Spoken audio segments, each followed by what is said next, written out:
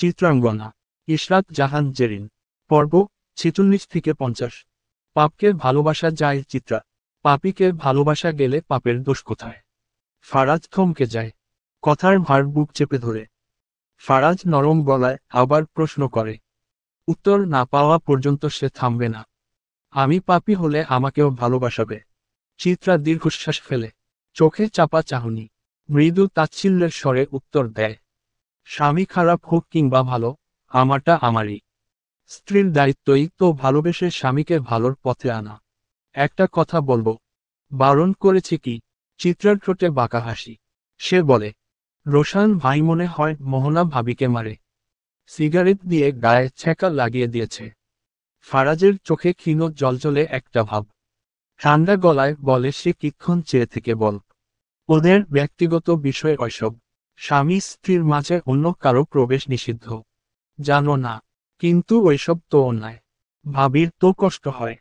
ফারাজ হঠাৎ গর্জে ওঠে, চিত্রা। চিত্রা পিছিয়ে আসে না। নিঃসংকোচে বলে, এমন করছেন কেন? এই বাড়ির কে কি করলো দোহাই লাগে, শেষবে তুমি আগ্রহ দেখাবে না। আর বিশেষ করে বাড়ির পুরুষদের থেকে দূরে থাকবে। কিন্তু কেন? প্রশ্ন করার অনুমতি দিয়েছি। জাস্ট আদেশ পালন করবে। চিত্রা হেসে ফেলে। ব্যঙ্গমিশ্রিত ভক্তিতে বলল, যা আরজি, জাহাপনা। চিত্রা আর কথা বাড়ায় না। সে ফারাজের বুকে মাথা রেখে চোখ বুজে। রাত অনেক হয়েছে, এবার ঘুমানোর পালা। তবে ফারাজের ঘুম শেষ। যেই ভয়টা ফারাজ পেয়েছিল তাই হচ্ছে। চিত্রা নিষিদ্ধ বিষয়ে নাক গলাচ্ছে, আগ্রহ দেখাচ্ছে। এরপর ধীরে ধীরে একটার থেকে আরেকটা ঘটনা ঘটবে। চিত্রা এভাবে আগ্রহ দেখাতে দেখাতে হুট করেই পৌঁছে যাবে ফারাজের তৈরি করা নিষিদ্ধ দেয়ালের ওপারে। আর তারপর সব শেষ। শেষ রাত। আকাশে মেঘ জমেছে। কুচকুচে আধার। অমানিসার তার ফাঁক গলে বিদ্যুৎ মাঝে মাঝে ঝলকে উঠছে। জ্যোৎস্নাহীন নীলাভ আলোয় চারদিকটা অপরিচিত মনে হচ্ছে। বৃষ্টি নেমেছে। চিত্রা ঘুমায় জানালার পাশেই। জানালাটা সচরাচর বন্ধ করেন না সে। অন্ধকারের মাঝেও মুক্ত হাওয়ার স্পর্শ পেতে ভালোবাসে। আজও ব্যতিক্রম হয়নি। কিন্তু বৃষ্টির ফোঁটা আচমকা এসে তার গাল ছুতেই ঘুম ছিঁড়ে পড়ে যায়। সে ধীরে ধীরে উঠে বসে। চোখের মুখে ঘুমের চাদর এখনো পুরোপুরি সরেনি। তবু জানালার দিকে হাত বাড়ায়। জানালাটা বন্ধ করতে যাবে ঠিক তখনই একটা অপ্রত্যাশিত শব্দে তার স্নায়ু চমকে ওঠে। গাড়ির হর্ন। এত রাতে, এই ঘন বৃষ্টিতে। কার গাড়ি এলাহি বাড়িতে প্রবেশ করল? চিত্রা খাট থেকে নেমে আসে। পায়ের নিচে নরম কার্পেট। তবুও পায়ের তলায় শীতলতা ছুঁয়ে যাচ্ছে। ঘরের ড্রিম লাইটের মৃদু আলোয় সে সামনে এগিয়ে গিয়ে জানালার পর্দা সরিয়ে দাঁড়ায়। বাইরের দৃশ্য ঝাপসা। বৃষ্টির ফোঁটা কাছে আঘাত করছে। তবু সে চোখ ছোট করে কিছু দেখার চেষ্টা করে। বাড়ির সামনের গেটে একটা গাঢ় রঙের গাড়ি দাঁড়িয়ে। দরজা খুলে কয়েকজন নেমে এসেছে। হাতে টর্চ, মাথায় ছাতা। টর্চের আলো বৃষ্টির পর্দা ছেদ করে আলো ছায়ার কুয়াশা তৈরি করেছে। চিত্রার ভ্রু কুঁচকে যায়। সে ফিসফিস করে নিজের সঙ্গে কথা বলে, জুনায়েদ এলাহি না। এত রাতে কোথা থেকে আসছে? জুনায়েদ এলাহিকে সচরাচর দেখা যায় না। তাকে দেখতে পাওয়া বড়ই দুর্লভ বিষয়। শুধুই কি তাকে? ফারাজ ব্যতীত বাড়ির কোনো পুরুষকেই তো দেখতে পাওয়া যায় না। মাছের ব্যবসা এতই কি কঠিন? তা কি তারা সহজ বিষয়কে কঠিন বানিয়েছে? কি এত কাজ তাদের যে সারা রাত বাহিরে কাটাতে হয়? ভোরে বাড়ি ফিরে সারাদিন মৃত মানুষের মতো ঘুমিয়ে পার করে সন্ধ্যায় উঠে আবার নিখোঁজ হয়ে যায়। চিত্রা দাঁড়িয়ে থাকে কিছুক্ষণ। জানালার কাঁচ ভিজে ধরা পড়ে তার নিঃশ্বাস। অন্ধকারে কেউ যেন তাকিয়ে আছে, হয়তো সে ভুল দেখছে, কিংবা ঠিকই দেখছে। হঠাৎ একটা বিদ্যুৎ চমকে চারদিক জ্বলে ওঠে এক সেকেন্ডের জন্য। সে মুহূর্তেই চিত্রার চোখে পড়ে। জুনায়েদ টর্চ হাতে তাকিয়েছিল ঠিক জানালার দিকেই। জুনায়েদ এলাহির দৃষ্টি কি তারই দিকে তবে? চিত্রা চমকে ওঠে। দ্রুত জানালাটা বন্ধ করে দেয়। হৃৎস্পন্দন একটু বেড়ে গেছে। রাত আরও গভীর হয়, কিন্তু চিত্রার চোখে আর ঘুম নামে না। ফারাজকে বুকে শান্তি খোঁজার চেষ্টা করে। তবে কিছুতেই মনকে শান্ত করতে পারছে। তার মূল কারণ মাথাভর্তি কিলবিল করতে থাকা একশাক প্রশ্ন। এত প্রশ্নের উত্তর তাকে দিবে কে? কেউ কি দিবে? নাকি খুঁজে নিতে হবে নিজেকেই? পুরো রাত রাজনের মুখে আর একটুও হাসি ফুটল না। ফোটার উপায়েই বাকি। মাথার ভেতর খটখট শব্দে ঘুরছে হাজারটা চিন্তা। সোহান পালোয়ান মাস শেষের হিসাবপত্র মেলাতে মেলাতে হঠাৎ থেমে গেল। ফুর্তি হাওয়া হইয়া গেল নাকি? রাজন কাঁধ ঝাঁকিয়ে বলল, মিয়া, মশকরা কইল না। সোহান ভ্রু কুঁচকে তাকালো রাজনের দিকে। সিগারেটটা ধরিয়ে বলল, খুন কে করতে পারে ধারণা আছে? থাকলে কি আর এখানে ইসা থাকতাম? ফারাজ করছে মনে হয়। রাজন অবাক চোখে তাকালো। কেন মনে হইল? সোহান চিরকণ্ঠে বলল, মিতালির চিত্রার কাছে মানুষ ছিল। ওই দিন কইলা না, মায়াটা মিতালির লইগা হহুত কাঁদছে। তো বুঝো বাবাল, চিত্রারে তামার ভাই পাগলের মতো মহাব্বত করে। বউয়ের কান্দন দেখা দিলে হয়তো জ্বলা পুড়া করছে। তাই হয়তো সবার আগে আমাগো লোক মারছে। আমি সিউর মরার আগে আকরাম ফারুক আমাগো নাম কইছে, শুধুমাত্র বাঁচার জন্য। রাজন গম্ভীর গলায় বলে, ফারাজ কখনো আমাগো বিষয়ে নাক গলায় নাই। তার কিছু নীতি আছে। ওইসব মাইনা চললে সে ভুলেও কারো বিষয়ে ঢুকবে না। আসলে ভাই তো আমারই, তাই ভালো কইরা চিনি। শালায় স্বার্থপর, আবার ভয়ানক। ওরে খোঁচা না মারলে জীবনেও সে কাউরে খোঁচা দিব না। আমি ওরে চিনি। সোহান মাথা দোলায়, ঠোঁটে বিরক্তি। এখন তো বদলাইয়া যাইতেও পারে। ভালোবাসা নাকি মানুষ বদলাইয়া ফেলে? রাজন চাপা হেসে শটান জবাব দেয়, লজিক ছাড়া কথা বাদ দাও। ভালোবাসায় মানুষ বদলাইতে পারে, শয়তান না। আর পাপী কখনো পাপ ছাড়ে? নেশার চাইতেও বড় নেশা মানুষ খুন করা, পাপ করা। আল্লাহর রহমতে আমার ভাই সবেতে 1 নম্বর মাল। সোহান কাঁধ উঁচিয়ে জিজ্ঞেস করল, এত ভরসা? জি, এতই। কারণ আমরা সবাই ঘুইরা ফিরা একই পথের পথিক। পার্থক্য খালি এইটুকু, সে করে পাচার, আমরা করি জোগাড়। সোহান এবার গলা নামিয়ে বলল, ওরে বলো আমাগো লগে হাত মিলাইতে। তাইলে তো ঠান্ডা আরো বাড়ব। রাজন মাথা নাড়ল ধীরে, উহু। চেষ্টা করছি। কাম হয় নাই। বেশি চাপ দিতে গেলে দেখা যাইব ঝামেলা বাঁধাইব। তার চেয়ে ভালো, ওরে ওর মতো থাকতে দেও। কয়দিন পর এমনিতেই বিদেশ চইলা যাইব। সোহান থমকে গেল এক মুহূর্ত, তারপর বলল, কিন্তু সে দেশে আসছে বা কেন? কাম কি তার? আর খুন সে না করলে করছে কে? রাজনের দৃষ্টি জানালার বাইরে। কালো রাতের দিকে স্থির।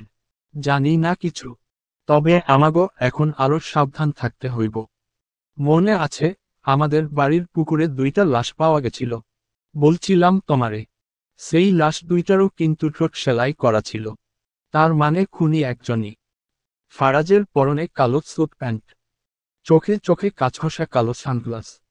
নিরাসক্ত চেহারা নিয়ে সে যখন বাড়ি থেকে বেরিয়ে আসে, তার পার্সোনাল দেহরক্ষীরা হুড়মুড়িয়ে ছুটে এসে একে একে সালাম ঠুকে দাঁড়িয়ে যায়। অভ্র গাড়ির দরজা খুলে দাঁড়ায়। গেটের একপাশে দাঁড়িয়ে আশা উকি ঝুঁকি মারছে। মন ভালো নেই তার। কতদিন হলো সরকার ভাইয়ের সঙ্গে ঝগড়া হয়নি। ওই লোকটার সঙ্গে ঝগড়া না করলে তার নিঃশ্বাস বন্ধ হয়ে আসে। নিজেকে ধরে রাখতে না পেরে সে গেট অবধি চলে আসে। হুট করে ফারাজের চোখে আয়সা পড়ে যায়। অভ্র ইশারায় তাকে ভেতরে যেতে বলার আগেই ফারাজ ঠোঁটে বাঁকা হাসি টেনে জিজ্ঞেস করে, কি অবস্থা মেন্টাল দাদির নাতনি? উকি ঝুঁকি মারছিস কেন? আশেপাশে তোর মজনু ফজনু আছে নাকি? আয়সার চোখ কপালে। ধরা পড়ে গেল নাকি? কিছু বলার আগেই অভ্র একটা খোঁকারি দেয়। ফারাজ চশমা খুলে ফু দিয়ে মুছতে মুছতে বলে, গাড়িতে পানি আছে কুদ্দুসের বাপ। জলদি পানি গিল। অভ্র গলা খাকারি সেরে গম্ভীর গলায় বলে, ভাই কাজে যাবেন না? আমাদের লেট হয়ে যাচ্ছে। আরে রাখো মিয়া। তো আয়সা, আমরা জানি কই ছিলাম। ভাই একটু আগেও আমরা এখানেই দাঁড়িয়ে ছিলাম, এখনো আছি। কি বললে? একটু। উহুরের আগে কি বললে? ভাই। কোন জনমের ভাই? এই মানে এই জনমের। আব্বা লাগি তোর মেয়ে। হ্যাঁ। হ্যাঁ না হ্যাঁ। ডাকা। বা। আয়সা উভ্রর দিকে চোখে চায়। অভ্র ইশারায় সব অক্ষরে অক্ষরে বলতে বলে, জলদি। সময় নেই আমার। আব্বা হন আপনি আমার। আচ্ছা আব্বা, আমি এখন ঘরে যাই। ফারাজ তৃপ্ত ভঙ্গিতে মাথা নাড়ে, দ্যাটস মাই গার্ল। যাও মামুনি, এবার নাচতে নাচতে তুমি স্বর্গে চলে যাও। I don't care. আয়েশা জলদি বাড়ির ভেতর ঢুকে পড়ে। সে যাওয়ার পর অভ্র ফারাজকে বলে উঠে, শ্বশুরমশাই এবার বাড়িতে উঠুন। মেয়ের সাথে আপনাকেও স্বর্গে নামিয়ে দিয়ে আসি। হিসহিসিয়ে বলে। কিছু বললি নাকি? না, বলেছি কি ভাই, গাড়িতে উঠে বসেন, কাজ আছে অনেক। ফারাজ গাড়িতে উঠতে যাবে এমন সময় পেছনে থেকে কেউ ডাকে, বাবা ফারাজ, দাঁড়াও দাঁড়াও। ঘাড় ঘুরিয়ে ফারাজ দেখে পাশের বাড়ির সেই চিরচেনা বৃদ্ধ এগিয়ে আসছেন। ফারাজ একটা ঢোক গিলে, চুরি করার সময় দেখে ফেলেনি তো? হায় আল্লাহ, শেষে কিনা এভাবে ইজ্জতের বেগুন ভর্তা বানাবা। কিছু বলবেন? খালো। আরে বাবা, পেয়ারা দিতে আসছিলাম বাড়িতে। কার বাড়িতে? তোমাগো। ফারাজ ভেতর ভেতর আরেকটা ঢোক গিলে। ফারাজের মুখ শুকিয়ে যায়। আবার সেই পেয়ারা কাণ্ড। আজ তো দেখছে এত মানুষের সামনে ইজ্জতের প্রাণসস চাটনি হবেই হবে। ধ্যাত রে, তখন তো আবার মানুষ তাকে সিঙ্গারায় মাখিয়ে মাখিয়ে মুখ মেরে খাবে। মেয়ে মানুষের তো এমনিতেই তার ওপর কুনজর দেওয়ার স্বভাব। বৃদ্ধ ঘাড় নেড়ে বলে, আরে জানো না, সমাজটা নষ্টামিতে ভইরা গেছে। কাল রাতে কারা যেন নুপুর খুইল্লা আমার পেয়ারা গাছের সামনে কি সব করছে। পেয়ারা কাজটা অপবিত্র হইয়া গেছে। পবিত্র করার জন্য আশপাশের সবাইরে পেয়ারা বিতরণ করতাছি। কাল একটা মিলাদ পোড়ামো, আইসো কিন্তু। ছ্যাহ ছ্যাহ, কোন এগুলোরে কইরা প্রেদানি দেওয়া উচিত। অভ্র কথাটা বলতেই ফারাজের হিচকি উঠে যায়। অভ্র গাড়ি থেকে পানি দিতে গেলে ফারাজ বলে, আমি ঠিক আছি, কাজ আছে, চল ভাই। লোককে বিদায় দিয়ে ফারাজ গাড়িতে উঠে বসে। পেয়ারাগুলো লোক দিয়ে বাড়িতে পাঠিয়ে দিয়েছে ফারাজ। তবে অভ্র হাতে একটা পেয়ারা নিয়ে গাড়িতে বসে ফারাজের দিকে তাকিয়ে কামড় বসিয়ে চিবোতে চিবোতে বলে, ভাই, নুপুর খুলে কি কাজটাই না করলো। শালারা বোধ হয় পাক্কা খেলোয়াড়। কবে যে এমন দিন আমারও আসবে, আমার তো ভেবেই কাতুকুতু চলে আসছে। ফারাজ চোখ কুচকে বলে, আরেকটা কথা বলে দেখ, তোর প্রকৃতির ডাকও এখনই চলে আসবে। সকালবেলাতে ফারাজ কোনো একটা দরকারি কাজে বেরিয়ে যায়। যাওয়ার পর চিত্রা আবারও বিছানায় গা এলিয়ে দেয়। কিন্তু কখন যে ঘুম নেমে আসে চোখে টেরি পায় না।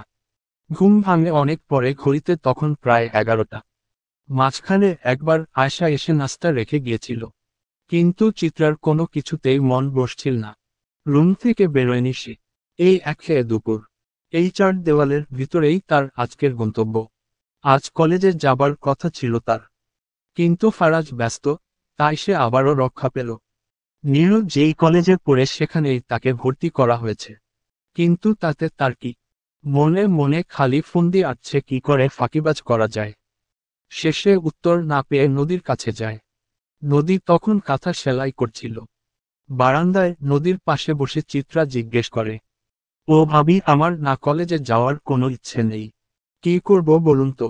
নদী কিছুক্ষণ চুপ থেকে শান্ত স্বরে জবাব দেয়, একটা বাচ্চা নিয়ে নাও। দেখবে ফারাজ তোমাকে আর কলেজে যেতে দিচ্ছে না। চিত্রা লজ্জায় মুখ নামিয়ে নেয়। হ্যাঁ, তারও শখ আছে। একটা বাচ্চা, ঘরে খেলা করবে, কোলে ঘুমাবে। কিন্তু বাচ্চা আবার নেয় কেমন করে? ওটা কি কোনো পণ্য সামগ্রী নাকি? আচ্ছা, বাচ্চা কি ফারাজের থেকে চাইতে হবে? যদি হিংসুটে লোকটা না দেয়? চিত্রা ঘরে ভালো করে চোখ বুলিয়ে আবারও প্রশ্ন করে, ভাই আসেনি? আচ্ছা, ওনারা কি অমন কাজ করে যে সারারাত দিন বাহিরে কাটাতে হয়? নদীর চোখ মুখ শুকিয়ে আসে। কি বলবে বুঝতে পায় না। আসলে তেনাদের কাজই এমন, বহুত কষ্টের। চিত্রা গলা নামিয়ে আবার জিজ্ঞেস করে, কি জানি বাপু, মাথায় ঢুকে না। আচ্ছা ভাবি, আপনার বাড়িতে কে কে আছে? বাড়ি যান না? বাড়ির কথা মনে পড়তেই চোখ কেমন ছলছল হয়ে ওঠে। চোখে জল চিকচিক করে। সে চোখের পানি সামলে বলে, কেউ নেই, আমার কেউ নেই। তুমি কিছু খাবে? ঘরে বাতাসা আছে, দিব। না না, কিছু লাগবে না। গরমে মাথার কেমন যেন চিম ধরে আছে, গোসল করতে হবে। ঠিক সেই মুহূর্তে হুড়মুড়িয়ে ঘরে ঢুকে পড়ে ফারিহা। ব্যস্ত কণ্ঠে শুধায়, ভাবি, জলদি উঠেন, আকবর আসছিল। রাজন ভাই দুপুরে মেহমান নিয়া বাড়িতে আসবো জানেন না। রান্নাবান্না কত দূর? চিত্রা একটু অবাক হয়। কই মেহমান আসবে, তাকে তো কেউ কিছু বলেনি। কে আসবে? চিত্রা নুরির চুলে হাত বুলাতে বুলাতে ফারিহার দিকে তাকায়। কিছু জিজ্ঞেস করতে যাবে তার আগেই নদী ফারিহাকে বলে, সব আয়োজন শেষ, এখন খালি খাবার টেবিলে সাজানোর পালা। ফারিহা একটু থেমে কাঁথার দিকে তাকিয়ে কেমন কটাক্ষে বলে, তো এই কাঁথার রায়খা কামে লাগেন? আপনার তো আর বাচ্চার মুখ দেখার সৌভাগ্য নাই। কাঁথা কার জন্য সেলান। নদীর ভেতরটা ছলছল হয়ে আসে। কদিন আগেও তো মা হয়েছিল সে। সেদিন হোঁচট খেয়ে সিঁড়ি দিয়ে না পড়লে আজকে তার কোলেও সন্তান থাকত। ফারিহার কথা চিত্রার মোটেও পছন্দ হয়নি। চিত্রা তীব্র বিরক্তি নিয়ে চায় সে নদীর দিকে। নদী চুপ, খুব করে চুপ, কিন্তু তার ভেতরটা তার কাঁপছে। চিত্রা নদীকে চুপ থাকতে দেখে ভীষণ ক্ষেপে গিয়ে বলে, এটা কি ধরনের ব্যবহার? ভাবি এই বাড়ির বড় বউ, ওনার সাথে এভাবে কেন কথা বলছো? বাদ দাও না চিত্রা, আমি কিছু মনে করিনি। ফারিয়া কৈফিয়ত দেওয়ার জন্য অপেক্ষা করেনি। কেমন যেন মুখ বাঁকিয়ে হুই হুই করে রুম থেকে বেরিয়ে যায়। চিত্রাকে স্বাভাবিক করতে নদী বলে, তুমি জানো না মেহমান আসবো যে? কেউ বলেনি। কে আসবে? নীরুরের দেখতে আসবো। ভালোই হবে দেখতে আসুক। আমিও চাই মেয়েটার যেন বিয়ে হয়ে যায়। চিত্রা মুখ ঘুরিয়ে ফেলে। কেন গো, তুমি চাও কেন? আমার স্বামীর দিকে নজর দেয় মিমে। বুঝি না মনে করেছে? সবই বুঝি। খাই না তো সুজি, তাই সব কিছুই বুঝি। হিংস্রা হয়। নদী মিটমিট করে আসে। না পুড়িয়ে মারতে ইচ্ছে করে। চিত্রা আনমনে বিড়বিড়িয়ে উঠে। কিছু বললা? কই না তো। আচ্ছা পাত্রকে, এবারও কি পিয়াস ভাইয়ের মতো কাহিনী হবে নাকি? আল্লাহ মাফ করুক। নদী থেমে একটু ভাবে। কি জানি নামটা। ও আচ্ছা, মনে পড়েছে। পালোয়ান। পাত্রের নাম সোহান পালোয়ান।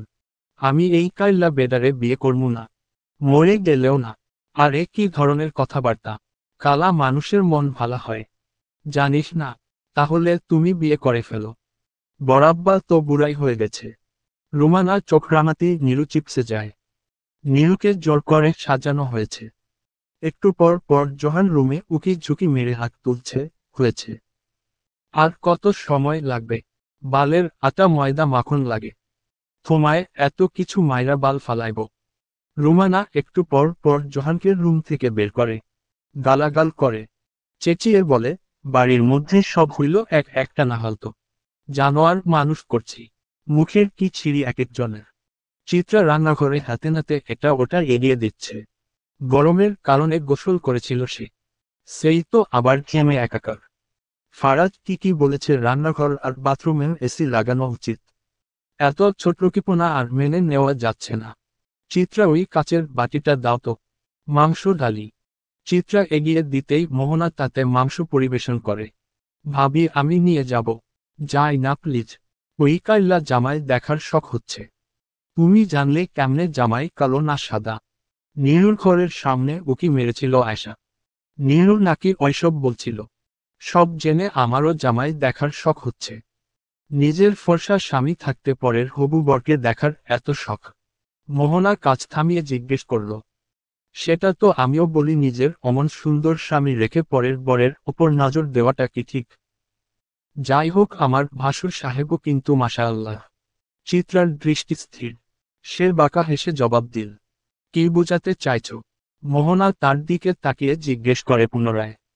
যা বুঝে গায়ে তীরের মতো খোঁচা বিঁধেছে আপনার, আপাতত তাই বুঝাতে চেয়েছি।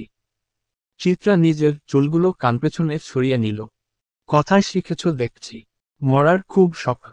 এই বাড়ির মাছেদের চুপচাপ লুকিয়ে মুখ বুজে থাকতে হয়। বলা তো যায় না কথার কারণে কোনো বিড়ালের নজরে পড়ে যাও। মোহনা ভ্রু কুঁচকে বলল। চিত্রা হেসে ফেলল। বলল, মাছের খবর জানি না গো ভাবি। তবে বাড়ির সবচেয়ে ভয়ানক আর হিংস্র বুনো বিড়ালটা কিন্তু আমারই পোষা। বলি বাটি হাতে গুনগুন করে চিত্রা বাহিরে চলে গেল। সোফার ঘরের বাড়ির সব পুরুষ মানুষ বসে আছে। সোহান পালোয়ানো তাদের মধ্যে। চিত্রা ডাইনিং টেবিলে তরকারির বাটি রাখার অজুহাতে বসার ঘরের দিকে উকি দেওয়ার চেষ্টা করে। খানিকটা ঋণের আভাস দেখা যাচ্ছে চেহারা নয়। হঠাৎ রুমানা এসে বলল, মিষ্টি আনো বউ, খুশির খবর আছে। চিত্রা কপাল কুঁচকে জিজ্ঞেস করল, কি খবর? রুমানা ফিসফিস করে বলল, নীলুর বিয়া আজই হইতেছে। তাড়াতাড়ি গিয়া করে নিয়া আসতে হইব। চিত্রা তরাক করে রান্নাঘর থেকে মিষ্টির বাটি এনে রুমানার সামনে ধরতেই রুমানা আবার বলল, সবাই কাজে ব্যস্ত বউ, তুমি নিজেই মেহমানদের সামনে গিয়া মিষ্টিটা দিয়া আসো না। চিত্রা একটু থমকে বলল, আমি? এত পুরুষ মানুষ বসে আছে, উনি জানলে তো বকবেন। রুমানা হেসে বলল, ফারাজের কথা কও। ওরে না জানাইলেই তো হইব। যাও যাও, একটু শরীর চালাও। রুমানার কথার অবাধ্য হওয়ার সাধ্য নেই চিত্রার। সে মাথায় শাড়ির আঁচল টেনে নেয়।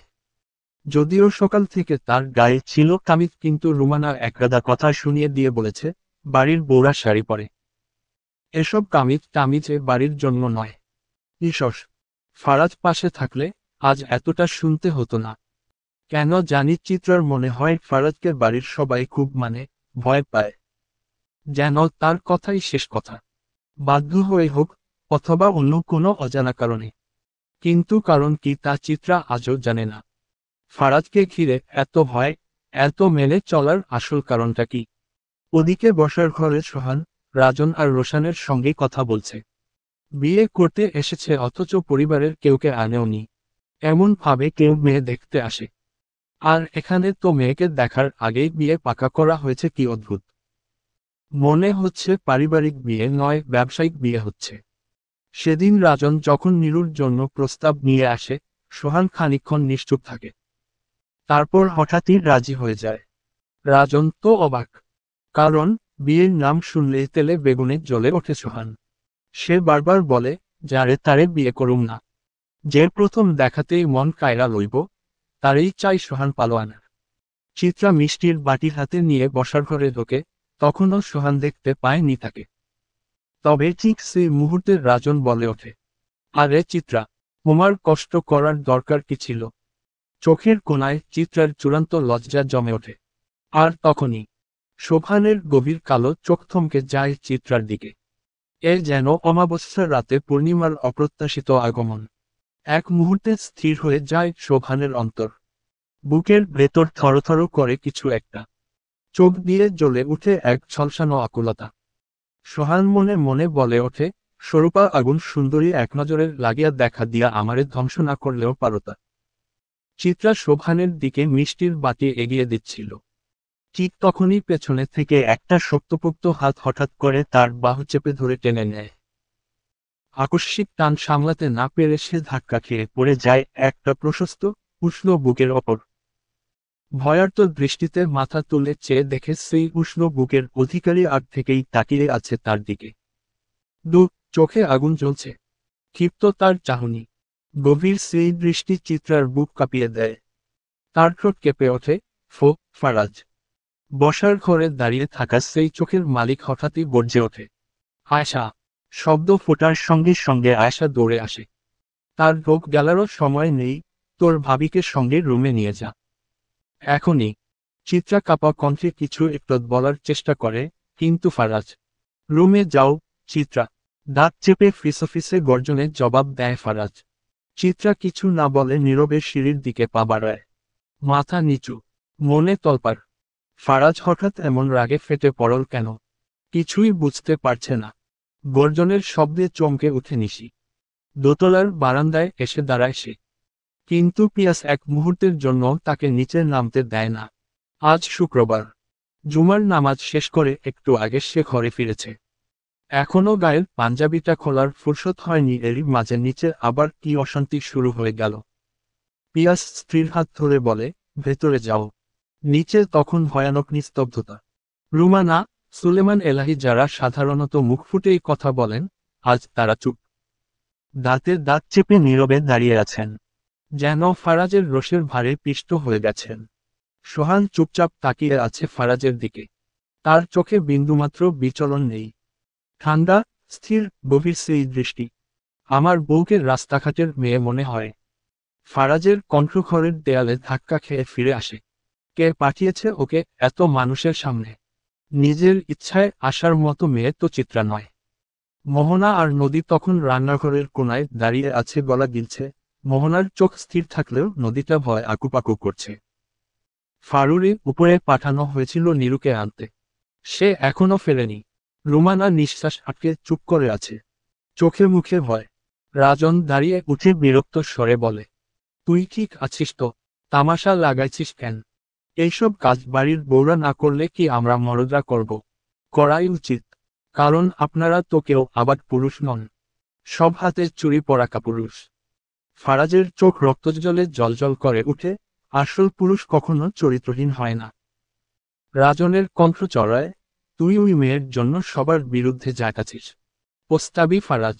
ফারাজ ঠান্ডা গলায় তীব্র ছেদে বলে। প্রস্তাবও কি না ওটা সময় বলে দেবে। থামে সে। হঠাৎ গর্জে ওঠে। আমি কিন্তু কথা রিপিট করতে পছন্দ করি না। উত্তর এখনো পাইনি, কিন্তু আমার বউকে এখানে পাঠিয়েছে কে?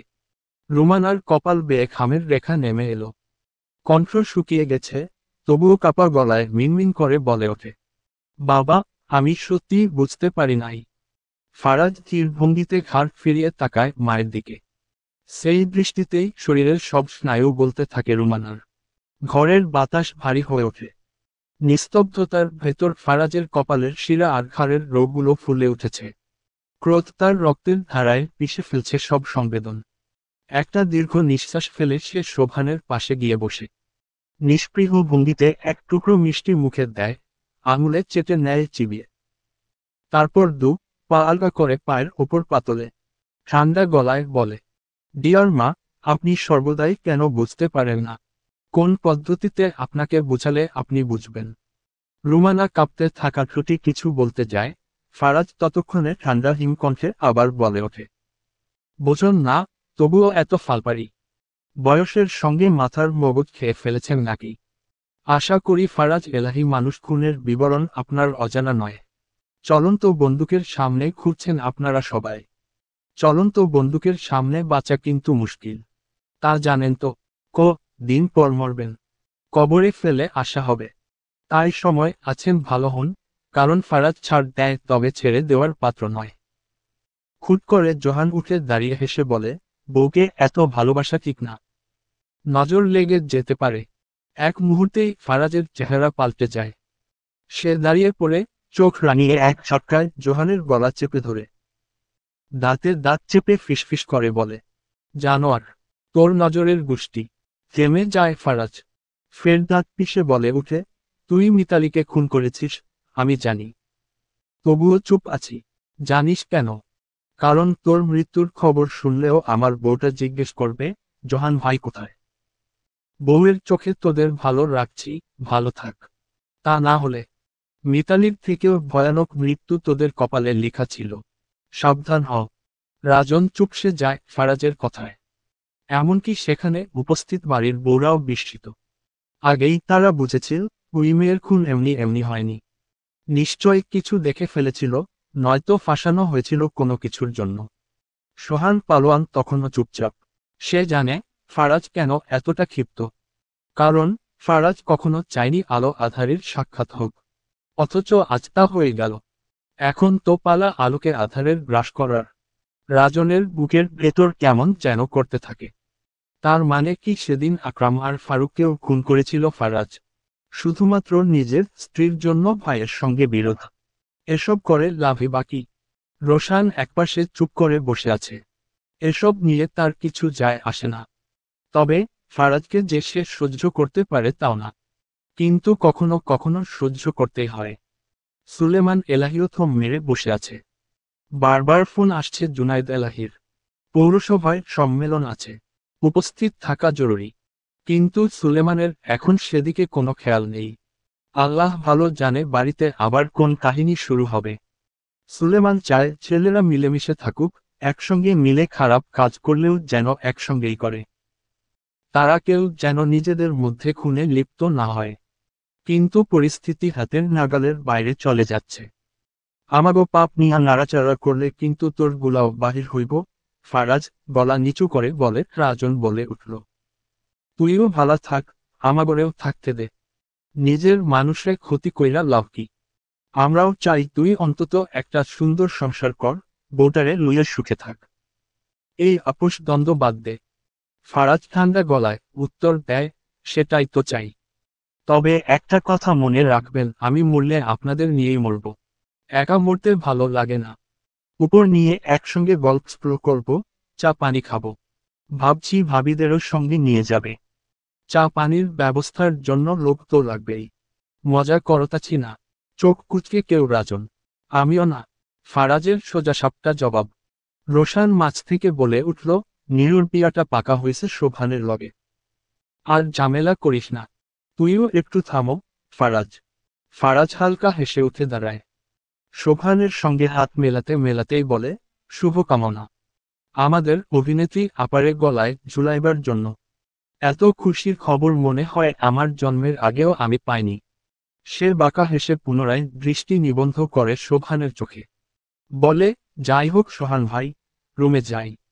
বউটারে একা রাখলে জয়েন্টে ব্যথা করে। এখনো তো আবার বাচ্চার বাপ হওয়া বাকি। আঙ্গুল কপালে ঠেকিয়ে সালাম ঠুকে বিদায় নিয়ে যাওয়ার জন্য পা বাড়াতেই দোতলা থেকে আসা ফারিহার চিৎকারে থমকে যায়। ফারিহা উপর থেকে চিৎকার করে বলে, হায় আল্লাহ, নীলুরে কোথাও পাওয়া যাইতেছে না। চিত্রা বারান্দায় উদাস মনে বসে আছে। আকাশের দিকে চেয়ে আছে সে। নীলুকে এখনো খুঁজে পাওয়া যাচ্ছে না। চিন্তা কুরে কুরে খাচ্ছে তাকে। সে জানে নীলু ফারাজকে ভালোবাসে। তবুও তো সব ভালোবাসা যদি পূর্ণতা পেয়ে যেত, তবে অপূর্ণতার গল্পগুলোর কি হতো? মন খারাপ কেন? চিত্রা পিছনে তাকায় না। দরকারও পড়ে না। সে জানে ফারাজি এসেছে। সে আকাশের দিকে তাকিয়েই বলে, এই বাড়িতে কিছু একটা চলছে, ফারাজ। ফারাজের কপালে ভাঁজ পড়ে। কেন? কি হয়েছে? আমরা ঢাকায় যাওয়ার আগের দিন মিতালি আমাকে কিছু একটা বলতে চেয়েছিল। ওই দিন যদি তার কথা শুনতাম, তাহলে হয়তো সে আজ বেঁচে থাকত। ফারাজ একটু বিরক্ত হয়, আবার সেসব কথা শুরু করেছ। চিত্রা থেমে না থেকে বলে, আপনি খুঁজে বের করুন না কারা এসব করছে। আমি? এসব তো পুলিশের কাজ। তাহলে চলুন থানায়। ওকে খুন করা হয়েছিল, অথচ আত্মহত্যা বলে চালিয়ে মামলা বন্ধ করে দেওয়া হয়েছে। ফারাজ দীর্ঘশ্বাস ফেলে বলে, সময় দাও, সব ঠিক হয়ে যাবে। সে চিত্রাকে জড়িয়ে ধরে নিজের বুকে। বারান্দার বাইরে শনশন করে বাতাস বইছে। আকাশটাও মুখ গোমরা করে আছে। আজও কি তবে মন আকাশে ঝরবে বৃষ্টি? সুলেমান এলাহির চোখে ঘুম নেই। গভীর রাতে বারান্দার দিকের জানালার পাশে দাঁড়িয়ে আছেন। মুখে বিরক্তির ছাপ। রুমানার ওপর রাগে তেতে আছেন তিনি। কেন যে চিত্রাকে দিয়ে এমন কাজ করানো লাগলো? এসব না হলে হয়তো আজ এই বাড়িতে এত তামাশা জমত না। রাজন লুঙ্গি ঠিক করে বাবার পাশে এসে দাঁড়ায়। রুমের মধ্যে মায়ের সঙ্গে রোশান বসে আছে। রাজন বাবাকে রুমে এনে বসায়। সবাই গোল হয়ে বসে। রাজনের মাথা খারাপ হয়ে যাচ্ছে। কি কাণ্ড ঘটে গেল? ভেবেছিল শোভানের সঙ্গে পারিবারিক সম্পর্কে তৈরি হলে ব্যবসায়িক সম্পর্কটাও বাড়বে। বিয়ের জন্য রাজিও হয়েছিল। বাড়িতে চলে এসেছে। কিন্তু কি লজ্জাজনক পরিস্থিতির শিকার হয়ে ফিরে যেতে হলো। ভাগ্যিস বিয়ের বিষয়ে বাড়িতে কোনো কথা বলেনি। তাহলে পরিবারের মানুষ এলাহি বাড়ির সম্পর্কে কি ভাবত? নদী এসে কাপুলতে চা ঢেলে দেয়। কিছু বলতে চাইছে কিন্তু মুখে কিছু বলার সাহস পাচ্ছে না। চাহনিতে কিছু একটা বলতে চাইলেও সে শব্দ খুঁজে পায় না। রোশান এবার খেয়াল করে। প্রশ্ন ছুড়ে দেয়, কিছু বলবেন ভাবি? নদী হোঁচট খাওয়া গলায় জিজ্ঞেস করে, নীলুর কোনো খবর? রাজনের মুখ সঙ্গে সঙ্গে কুঁচকে ওঠে। ঘৃণা গিলে ফেলা দৃষ্টিতে নদীর দিকে তাকায়। ওই শালির ঘরে যা তুই। নদী কেঁপে ওঠে। রাজন এবার চিৎকার করে উঠে, নদীর এত সাহস! এই বাড়ি থেকে পালায় কেমনে? তাও জানালার কাঠখায়টা। এসব দিনে করা হয় নাই, রাতেই সাজানো হইছে। তার চেয়ে বড় কথা বাড়ির পেছনে দিয়া পালাইছে। দুপুরের সময় ওই পেছন পাশে কোনো মানুষও যায় না। ফারাজরে আগেই বলছিলাম ক্যামেরা লাগা। না তা কেন লাগাবে? তবে নীলু একা পালায় নাই। ওরে সাহায্য করছে কেউ না কেউ। কিন্তু পালাইয়া যাইব কই? ওরে ধরতে পারলে কসম খোদার, জবাই কইরা ফেলমু। একটু থেমে নদীর দিকে হাত তুলে ইঙ্গিত করে বলে, বাজার ঘরে যা। তোরে দেখলেই গায়ে বিষ ধরে আমার। নদী আঁচলে মুখটিকে চোখের জল ফেলে চুপচাপ চলে যায়। মনে প্রশ্ন জাগে তার, স্বামীরা কি এভাবেই স্ত্রীদের অন্যের সামনে অপমান করতে পারে? নারী বলেই কি সহ্য করতে হয় সব? পুরুষের দোষে গৌরব, নারীর দোষে কলঙ্ক কেন? পুরুষ করলে গুণগান, নারী করলে বদনাম। খোদা, সব যদি তোরই সৃষ্টি হয় তবে এত ভেদাভেদ কেন? নদী চলে যাওয়ার পর রোশন এসে দাঁড়ায় রাজনের সামনে। গলা নিচু করে বলে, ভাই, আকরাম আর ফারুকরে ফারাজি খুন করছে মনে হয়। তাইলে সে আমাগরেও ছাড়বে না। কিছু না কিছু করতেই হইব। রাজন তীরে মাথা নাড়ে। আমি মনে করি ওগো বিদেশ চইলা যাওয়াতেই উচিত। কয়দিন পর দেখমু তাগো জামাই বউয়ের পরিতীরের চোটে আমাদের গোপন গুমর ফাঁস হবে। শালা ফারাজ নিজেও মরবে, আমাগরেও মাইরা ছাড়বে। রোশান শ্বাস ছাড়ে, বলে, চিত্রা যেন কিছু না জানে। ও জানলে তার আবদারেই হয়তো ফারাজ আমাগরে খাইব। রাজন চুপ থেকে শীতল কণ্ঠে জবাব দেয়, কিন্তু যদি ফারাজ আমাদের মায়েরা ফেলার আগেই তার মৃত্যু হয়? চিত্রারে আমার লাগব, বিয়া করমু ওরে। সোহান ধীরে সিগারেট চালায়, ধোঁয়া ছেড়ে বলে। আপনার মাথা ঠিক আছে, চিত্রার বিষয়ে কোনো ভাগাভাগি হবে না। আমি সহ্য করব না। সোহান ঠোঁটে বাঁকা হাসি টেনে বলে, আমি তো চাই তুই জ্বলে পুড়ে মর। যা খু করে, কিন্তু আমি অনেক আগেই কিন্না রাখছি। জোহান চমকে ওঠে, মানে? মানে ফারাজ চিত্রার বিয়ের দিন মিজান সাহেবের সঙ্গে আমার যোগাযোগ হয়েছিল। সে নতুন মেয়ে এনে দিবে। মেয়ে নাকি অনেক সুন্দরী। অগ্রিম টাকা ছাড়া মিজান কাজ করে না, তাই পুরো টাকা পাঠিয়ে দেওয়া হয়। কিন্তু মেয়ে আসল না। কেন? কারণ সেই মেয়েটারেই তোর ভাই বিয়ে করে মাঝরাতে এই বাড়ির বউ কইরা আনছে। জোহান এবার সত্যিই থমকে যায়। চিত্রারে তোর ভাই বিয়ে করছে কেন জানোস? সোহান ফের বলে উঠল, জানি না। তবে উদ্দেশ্য ছাড়া চিত্রা তালুকদারকে বিয়ে নি তা জানি। কী রকম উদ্দেশ্য? এইসব জানলে তো আমি ফারাজ এলাহি হয়ে যেতাম। যাই হোক, চিত্রা হলো তালুকদার বাড়ির মেয়ে। 10 বছর আগে সেই রাতে পুরো তালুকদার পরিবার সবাই মারা যায়। শুধু বেঁচে থাকে বংশের একমাত্র মেয়ে চিত্রা। আর যেই দিন করে ওকে আপনার হাতে তুলে দেওয়ার কথা ছিল, সেই দিনই কোনো রকম আগাম বার্তা ছাড়া আমার ভাই বিদেশ থেকে ফিরে হুট করে ওকে বিয়ে করে মাঝরাতে বাড়ি আনে। অদ্ভুত না? এসবের উত্তর খোঁজার চেষ্টা কেউ করে নাই। সোহান সিগারেটটা ছুঁড়ে ফেলে বলে, বালের ঠেকা। বলি, জোহান ফলের ঝুড়ি থেকে ছুরিটা তুলে নেয়, ঘুরিয়ে ফিরিয়ে দেখে, বলে, কতদিন রক্ত খাই না ভাই। আপনি কখনো রক্ত খাইছেন? আমি তো খুনি। কত রক্ত মুখে ছিটে পড়ে, কতবার যে স্বাদ নেওয়া হয়েছে। তবে স্বাদের না। জোহান হাসে, লাগবে বা কেমনে? আপনি তো বেটা মানুষ মারেন। মেয়ে মানুষের রক্তের স্বাদ একবার মুখে লাগলেই বুঝতেন এই জোহান কেন মেয়ে মানুষ খুন করতে এত ভালোবাসে। সোহান তাকায় তার দিকে। কয়টা খুন করছিস? 29টা। জোহান ছুরির ফলা আঙুলে ছোঁয়ায়। রক্তের এক ফোঁটা গড়িয়ে পড়ে। বলে, চিত্রারে মারলে 30টা পূর্ণ হবে। এই ঘোড়ার ডিমের বাড়িতে পীড়িত করার মতো একটা জায়গায়ও নাই। আমি আর লুকিয়ে লুকিয়ে পীড়িত করতে পারতাম না রে। বলি, আয়সার ঠোঁট উল্টে অভ্রর মাথায় ঘুরিয়ে একটা মৃদু চর বসিয়ে দেয়। আহ, লাগছে তো। অভ্র কাতর গলায় বলে, ছাহ বেডা, চুপ কর। পচার কথা কইস না। চল এখনই যাই কাজী অফিসে। তোকে ভরসা করা যায় না। যদি আবার অনয় কাউকে পেয়ে পালাইয়া যাস। আগে চলো, একটু প্রেম করে আসি। কোথায় করবি? উপরে। শালা, আমার তো এখনো বিয়ে হয় নাই। বিয়ের আগেই উপরে পাঠাতে চাস? আমি মরলে কুদ্দুসরে কে জন্ম দিবে? তোর নানি? ঘরনি? অন্তত আমার নানির ইজ্জতেরে নিয়া ছিনিমিনি খেলিস না প্লিজ। অভ্র আয়সার হাত ধরে চোরের মতো সিঁড়ি বেয়ে ছাদে ওঠে। ছাদে তখন দক্ষিণা হাওয়া। অভ্র খোলা আকাশের নিচে দাঁড়িয়ে আয়সার হাত জড়িয়ে ধরে। আয়সা হঠাৎ হেসে ওঠে, এই শালা, আমার হাতে কাতুকুতু লাগে। ধন্যবাদ, আমার মুডটা তামা তামা করার জন্য। সরি সরি, আবার ধর। এবার আসমু না। অভ্র এবার দুহাত দিয়ে আয়সাকে ছুঁয়ে দেখে। চোয়ালে হাত রাখে।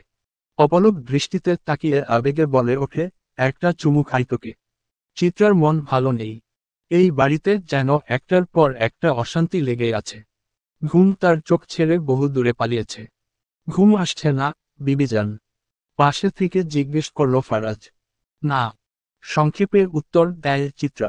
চিত্রা শুয়ে থাকা অবস্থায় উঠে বসে খাঁচার দিকে তাকিয়ে হ্যামস্টার গুলোকে দেখে বলে, ওদের এখনো নাম দেওয়া হয়নি। ওদের নিয়ে ভাবছ কেন?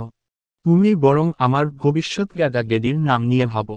সময় হলে ভাবব। আমি তো এখনো বাচ্চা। কি বলো? এখনো বড় হওনি? না। চাও? কি ছোট কি ব্যাপার হয়ে গেল? সময়ের অভাবে এখন তোমাকে জোর করে বড় বানাতে হবে। কিভাবে বড় বানাবেন? খাইয়ে খাইয়ে। কি খাওয়াবেন? ভালোবাসা। ওসব ছোট্রকি খাবার আমি খাই না। ভালো জিনিস কেন খাবে বউ? তুমি তো আমার মাথায় খেয়ে কুল পাচ্ছ না। ঠিকই বলেছেন, ভালো কিছু তো খাওয়াই হয় না আমার। খাই শুধু অখাদ্য, মানে আপনার মাথা। আবুলের নাতনির। রাতটা আজ ভীষণ ঠান্ডা। দক্ষিণা হাওয়া বারংবার চুপিসারে কারো কান ঘেঁষে কিছু বলে চলে যাচ্ছে। ছাদে পা রাখতেই ফারাজ থমকে দাঁড়ায়। বাতিগুলো নিভে আছে। চারপাশ কি ভীষণ অন্ধকারের নিমজ্জিত। গা ছমছম করা একটা অনুভূতি চিত্রার বুক চেপে ধরে। ভয় করছে বিবেজান। আপনি পাশে থাকলে আমার কেন জানি একদমই ভয় করে না। একটা কথা বলবো? বলো। মৃত্যুর পর আমাকে দাফন পর যখন সবাই চলে যাবে, তখন আপনি খানিকটা সময় না হয় আমার সাহস হয়ে কবরের পাশে বসবেন। অন্তত প্রশ্নের সম্মুখীন হওয়ার আগে, জবাবদিহির আগে। এসব শুনতে চাই না চিত্রা। তোমাকে ছাড়া মুহূর্ত বাঁচার ইচ্ছে নেই আমার। তুমিই না এক মুহূর্ত বেঁচে থাকার কথা চিন্তার আগেই যেন আমার মৃত্যু হয়। পরিবেশ থমথমে হয়ে যায়। নীরবতা কাটাতে চিত্রা ফারাজের হাত ধরে। সে সিঁড়ির ধাপে মৃদু শব্দে বলে ওঠে, ফারাজ, আমি না, কারো গলার আওয়াজ পাচ্ছি। মেয়েলি হাসির শব্দ। আপনি শুনতে পাচ্ছেন না? ফারাজ মুহূর্তের জন্য থমকে যায়। সে কান পেতে শোনে। হ্যাঁ, সত্যি, ছাদের শেষ কোণ থেকে মেয়েলি হাসির চাপার শব্দ ভেসে আসছে। অন্ধকারে কে হাসছে এত রাত করে? এই বউ, ছাদে মনে হয় কোনো ডাইনি আছে। জলদি বাসায় চলো। ফারাজ আধা ভয়ে বলে ওঠে। চিত্রা চোখ সরু করে প্রশ্ন করে, কেন? ভূতে ভয় পান আপনি? ভূতের তো হ্যান্ডসামদের ওপর বেশি নজর থাকে, জানো না? নজর লেগে যেতে পারে, তাই যেতে বলছি। চিত্রা ব্রু কুঁচকে হাসে। এখানে হ্যান্ডসামকে? ফারাজ এক মুহূর্ত থেমে যায়। উত্তর খুঁজে না পেয়ে চুপ। চিত্রা হেসে বলে, উফ, সরি। আপনার কথা তো ভুলেই গিয়েছিলাম। ছাদে এখন শুধু বাতাসের শব্দ। দূরের গাছের পাতায় হালকা শাঁসা করে বাতাস খেলা করছে। চিত্রা এগিয়ে যায় ছাদের শেষ দিকে। পেছনে ফিরে ফারাজকে না দেখে হিসহিসিয়ে বলে, আসছেন না কেন? আমি নিশ্চিত বাড়িতে চোর ঢুকেছে। আমার সঙ্গে চলুন, চোর ধরতে হবে। শাড়ির আঁচল কোমরে গিট দেয় চিত্রা। এখন তাকে দেখাচ্ছে একেবারে বাঘিনীর মতো। ফারাজ একটু হেসে বলে, চিত্রা, তুমি চোর ধরতে যাচ্ছ? তাও আমাকে একা ফেলে? যেও না। চোরকে নিয়ে বিশ্বাস নেই। যদি চাকু চালিয়ে দেয়? চিত্রা তখন তার হাতটা ধরে শক্ত করে। আপনি চোরকেও ভয় পান? এত ভালো মানুষ আপনি। দুনিয়ায় তো দেখছি আপনার মতো আর কেউ নেই।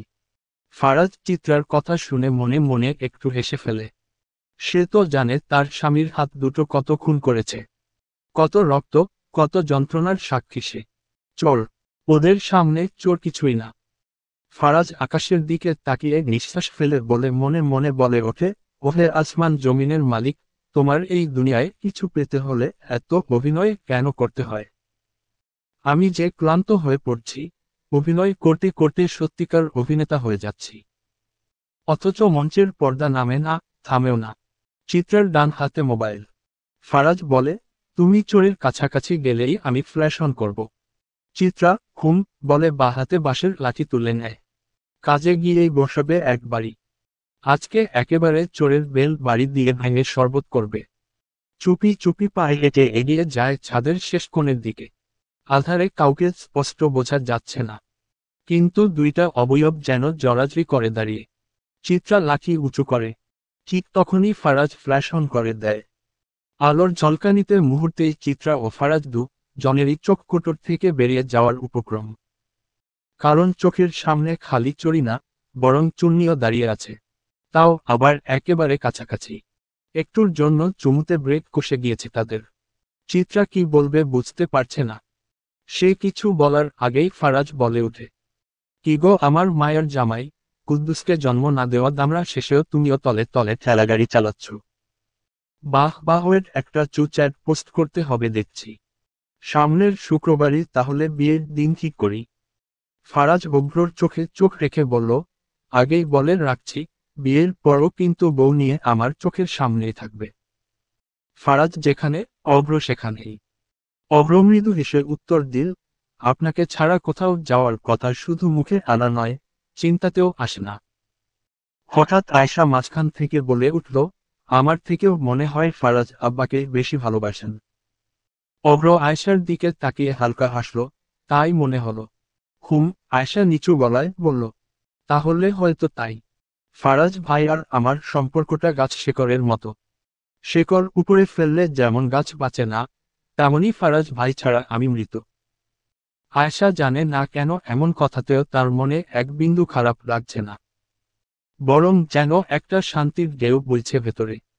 তার মনের গভীরে একটা কণ্ঠ ধ্বনিত হচ্ছে, এই মানুষটাকে যদি একবার ভালোবাসা যায় তাহলে হয়তো সে প্রাণও দিয়ে দেবে। এই মানুষটাকে না ভালোবেসে থাকা সত্যি অসম্ভব। নিশুতি রাত, বৃষ্টির স্নিগ্ধতায় জেগে থাকা আরাম ছড়িয়ে আছে চারপাশে। গরমে ক্লান্ত শহর মৃদু শীতল বাতাসে একটু স্বস্তির নিঃশ্বাস ফেলছে। সেই নিঃশ্বাসের মাঝে আয়েশার চোখে ঘুম নেই। মাথার ভেতর ঘুরপাক খাচ্ছে হাজারো ভাবনা। এই বিয়ে কি সত্যি হবে? সে কি প্রস্তুত এমন এক জীবনের জন্য যেখানে কেউ নিঃস্বার্থভাবে তাকে ভালোবাসবে? আয়েশার জীবনে ভালোবাসা অপ্রাপ্তির মতো, অথচ আজ অভ্রুর চোখে সেই ভালোবাসার প্রতিচ্ছবি স্পষ্ট। বিশ্বাস হচ্ছে না কিছু। সেই রাতে আয়েশার আর ঘুম আসেনি। বিয়ে হবে তার। সে কি কখনো ভেবেছিল তার মতো মেয়েকেও কেউ কি ভালোবাসবে? আয়েশা বারবার এপাশ ওপাশ হয়। তার দাদি পাশেই ঘুমাচ্ছে। বাহিরে তখন বৃষ্টি নেমেছে। সারাদিনের অসহ্য গরম এখন উদাও। শান্তি লাগছে। রাত তখন শেষের দিকে। হুট করে দরজায় করাঘাত পেতে আয়েশা উঠে দাঁড়ায়। তার ভয় করছে না। আয়েশা চুপচুপি উঠে দরজা খুলে দেয়। ছাতা হাতে দাঁড়িয়ে আছে একটা লোক। আয়েশার হাতে একটা প্যাকেট ধরিয়ে অন্ধকারে মিলিয়ে যায় সে। আয়েশা চারপাশে তাকিয়ে দুয়ার এঁটে দেয়। প্যাকেটে হাত বুলায়। ভেতরে অনেক কিছুই আছে, তবে খামে মোড়ানো সেই চিঠির ভাঁজ সে আগে খুলে। অন্ধকার ঘরের মধ্যে চিঠি পড়া যাবে না। সে প্যাকেটের সবকিছু ভরে লুকিয়ে ফেলে। দাদির দিকে একবার তাকায়। তা ঘুমিয়ে আছে। আয়েশা মুচকি হাসে। ফ্যানের দিকে তাকিয়ে হাত কপালের ওপর রেখে গায়ে চাদর টেনে চোখ বন্ধ করে। আপাতত একটু ঘুমাতে হবে। সামনে আবার বিয়ে। কত কাজ। দেখতে দেখতে সপ্তাহ খানিক কেটে গিয়েছে। কাল শুক্রবার। অভ্র আয়েশার বিয়ে। কোনো আয়োজন ছাড়া, কোনো গান বাজনা ছাড়া। এটাই আয়েশার স্বপ্নের বিয়ে। মুরব্বীদের কাছে শুনেছে বিয়েতে যত খরচ কম ততই বরকত বেশি। আয়েশার দাদি কিছুদিন ধরে স্বাভাবিক আছেন। একমাত্র নানতির যে এত ভালো ছেলের সঙ্গে কথা হবে জানা ছিল না। তবে বিয়ে নিয়ে চিত্রা ফারাজেরই যা আগ্রহ, বাকিদের কিছু যায় আসে না। এক সপ্তাহ কেটে গেল, নীরুটাকে এত খুঁজেও কোথাও পাওয়া গেল না। অভ্রটা আবদার করেছে আয়েশার গালে সে নিজে একটু হলুদ লাগাবে। খুব ইচ্ছে তার। পিয়াস আর নিশো কাল বিয়ের পর নিজেদের বাড়ি ফিরে যাবে। তাদের মধ্যে এখন ভালো একটা সম্পর্ক তৈরি হয়েছে। চিত্রাকে ফারাজ জোর করে কলেজ পাঠিয়েছে। জানালার দিকে কলম মুখে নিয়ে চিত্রা কামড়ে যাচ্ছে।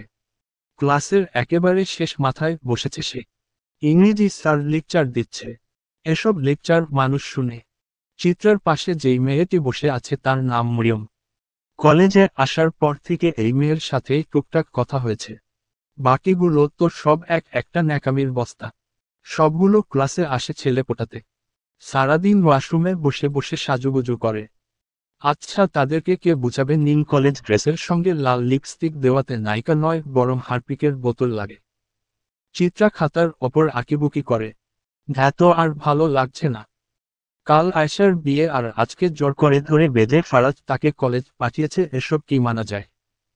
এখনও কত কি কেনাকাটা বাকি। এমন নাকি স্বামী হয়? চিত্রা মনে মনে ঠিক করেছে পরীক্ষায় বারবার ফেল করবে। একসময় না একসময় ফারাজ বিরক্ত হয়ে তো তার পড়ালেখা বন্ধই করে দিবে। চিত্রার ব্যাগে একটা খাতা ছাড়া কিছুই নেই। সে ব্যাগ বোঝাই করে হাবিজাবি খাবার নিয়ে আসে। শেষ বেঞ্চে বসে বসে ক্লাস আওয়ারে সব গিলে। ব্যাগ থেকে আলুজ বের করে বেঞ্চের নিচে প্যাকেট রেখে পাশে বসা সেই সাদাসিধা মরিয়ম নামক মেয়েটিকে বলে, খেয়ে দেখো মজা আছে। চিন্তা করবা না, আমার ব্যাগে আরো অনেক আছে। স্টারশিপের জুসও আছে। তুমি একটা খাও, আমি একটা খাই। মেয়েটার মুখটা সবসময় কেমন যেন বিষণ্ণ থাকে। সে কাঁপতে থাকা হাতে প্যাকেট থেকে একটা চিপস নিয়ে মুখে দেয়। তার এসব খাওয়া হয় না। সে টিফিনে ভাত আনে। সবাই তাকে নিয়ে মজা করে দেখে টিফিন টাইমে যখন সবাই ক্লাস থেকে বেরিয়ে যায় তখন এক কোণে বসে ভাত খায়। মেয়েটাকে কখনো চিত্রা গরম ভাত খেতে দেখেনি। কাঁচা মরিচ, পেঁয়াজের সঙ্গে সিদ্ধ আলু চটকে একটা ভর্তা নিয়ে আসে। পান্তা দিয়ে আলু সিদ্ধ খায়। চিত্রার খারাপ লাগে। চিত্রাকে ফারাজ রোজ এত এত মজার মজার খাবার কিনে দেয়। চিত্রা সেখানে থেকে মরিয়মকে না দিয়ে খেলে আজকাল তার গলা দিয়ে খাবারই নামতে চায় না। তুমি কি কিছু নিয়ে চিন্তায় আছো? মরিয়মকে জিজ্ঞেস করে চিত্রা। না, জবাব দেয় মরিয়ম। তবে চেহারা দেখে বোঝা যাচ্ছে কিছু না কিছু তো একটা হয়েছেই। চিত্রা জোর করে না। খুট করে স্যার চিত্রাকে উদ্দেশ্য করে, এই মেয়ে কি খাচ্ছ? দাঁড়াও দাঁড়াও বলছি। তুমি সামনে এসে দাঁড়িয়ে থাকো। সবাই একটু দেখুক কত বড় সেলিব্রিটি তুমি। চিত্রা এটার আশায় ছিল না। এত ছোটলোকি পানা সহ্য হয় না। তাকে দাঁড় করানো হচ্ছে। এই কলেজটা কাদের জমির ওপর তৈরি হয়েছে এই লোকের কি জানা আছে? মাসের পর মাস এই কলেজের উন্নতির জন্য কারা ডোনেশন করে তাও কি জানে? সবাই চিত্রাকে দেখে হাসছে। সে মুখ ভিঞ্চি কেটে সামনে এসে দাঁড়ায়। তার সেলোয়ারে সে একটা পকেট বানিয়েছিল। ওইখানে বড়ইয়ের আচার আছে। বের করে খাবে নাকি? এই লোক তো এমনিতেই তাকে শাস্তি দিয়েছে। এখন আর খেলেই বাকি হবে। চিত্রা পকেট থেকে আচার বের করতে যাবে তার আগেই ক্লাসের দারোয়ান এসে বলে যায়, স্যার পোলাপানরে চুপ কইরা ঠিকঠাক ভাবে জায়গায় বসতে বলেন। অধ্যক্ষ আসতাছের সঙ্গে গেস্টও আছে। ইংরেজি টিচার জলদি চিত্রাকে জায়গায় বসতে বলে। চিত্রার এসবে কিছু যায় আসে না। সে বড়ইয়ের আচার খেতে খেতে জায়গায় বসে। অমনেই ক্লাসে অধ্যক্ষ তার প্রবেশ করে। তার সঙ্গে আজকে একজন স্পেশাল অতিথি আছেন। চিত্রা জায়গা থেকে কোনো মতো দাঁড়িয়ে ব্যাগের মধ্যে থেকে আরেকটা কিছু খাওয়ার জন্য বের করছিল তখন। কে আসলো গেল তাতে কিছু যায় আসে না তার। তবে আশপাশ থেকে মেয়েদের গলার স্বর কানে আসে, আরে আরে দেখ কত হ্যান্ডসাম ছেলেটা। উনি কি সিঙ্গেল? এই ভাই আমি ওনাকে না পেলে আজ থেকে আর ভাত খাবো না। চিত্রা মাথা তুলে সামনে তাকাতেই তার চক্কর চলে আসে। দুটো তীক্ষ্ণ দৃষ্টি তার দিকেই চেয়ে আছে। কারণ স্পেশাল অতিথি আর কেউ নয় বরং তার স্বামী ফারাজ এলাহি। ফারাজ তার দিকে এক নজর চেয়ে অধ্যক্ষের ডাকে সাড়া দেয়। সে ভয়ে জলদি খাবারগুলো লুকিয়ে ফেলে। গোপন বিষয় ফাঁস হয়ে গেল রে। রাতে লোকটার বিশেষ ক্লাস শুরু হয়ে যাবে। কিন্তু তাতে কি? সে ওই ক্লাসই করতে চায়। এই ঘোড়ার ডিমের পড়ালেখা করে লাভ কি? কোন মাথামোটা যে এসব পড়ালেখা আবিষ্কার করছে? তাকে পেলে চুলনেড়া করে মাথায় তবলা বাজাতো সে। কেমন লেগেছে ফারাজ এলাহি? এটা কমার্সের ক্লাস। আপনার ফ্যামিলি মেম্বার নিরু তো আর্টসের ছাত্রী। তবে এই ক্লাসেও একজন আছে। কি বলছেন? আমাকে বলবেন না? তাহলে আমি তার বিশেষ কেয়ারের ব্যবস্থা করতাম। ফারাজ চিত্রার দিকে তাকিয়ে ইশারা করে বলে, মিসেস ফারাজ এলাহি মিসেস চিত্রা আমার ওয়াইফ। অধ্যক্ষ নিজেও অবাক হন। এই কলেজ এলাহি বাড়ির সম্পত্তির মধ্যে পড়ে। এত বড় মানুষটার স্ত্রী এখানে বসে তা কি করে যে অজানা রয়ে গেলেন। ফারাজ এলাহির সামনে লজ্জায় পড়তে হলো। এদিকে ক্লাসের ইংরেজি টিচার তো মনে মনে খোদার নাম জপে যাচ্ছেন। কলেজ যাদের তাদের বাড়ির বউকেই এখানে দাঁড় করিয়েছে রেখেছে। যদি ফারাজ এলাহির কাছে নালিশ করে, আর তখন এলাহি তার চাকরি খেয়ে ফেলে। চিত্রা উঠে দাঁড়ায়। সে সবগুলো আচার একেবারে মুখে ঢুকিয়েছে দেখে কোথাও বলতে পারছে না। ক্লাসের মেয়েদের তো চোখ বেরিয়ে আসার উপক্রম। এই খাদক মেয়ের এত সুন্দর স্বামী কি করে সম্ভব? সেদিন বাড়ি ফেরার আগে চিত্রা কলেজে বিরাট একটা কাণ্ড করে এসেছে। যেই মেয়েটা তার স্বামীর দিকে নজর দিয়েছিল, তার পিঠে জামার সাথে পিন দিয়ে চোরের মতো কাগজ লাগিয়ে দিয়েছিল। তার মধ্যে বড় বড় করে লেখা, হারপিকের বোতল আরেকবার আমার হ্যান্ডসামের দিকে নজর দিলে চোখ তুলে শকুনকে খাওয়াবো। আমাকে ভালো করে চিনিসনি। আমি হলাম মিসেস ফারাজ এলাহি। ফারাজের আগুনে সুন্দরী। ফুটপাতের ধারে দাঁড়িয়ে আয়শা আর চিত্রা ফুচকা খাচ্ছে। ফারাজ আগেই নিষেধ করেছিল, কিন্তু কে শোনে কার কথা? চিত্রা একে একে 3 প্লেট ফুচকা শেষ করে ফেলেছে। ফারাজ অবাক হয়ে চেয়ে থাকে তার দিকে।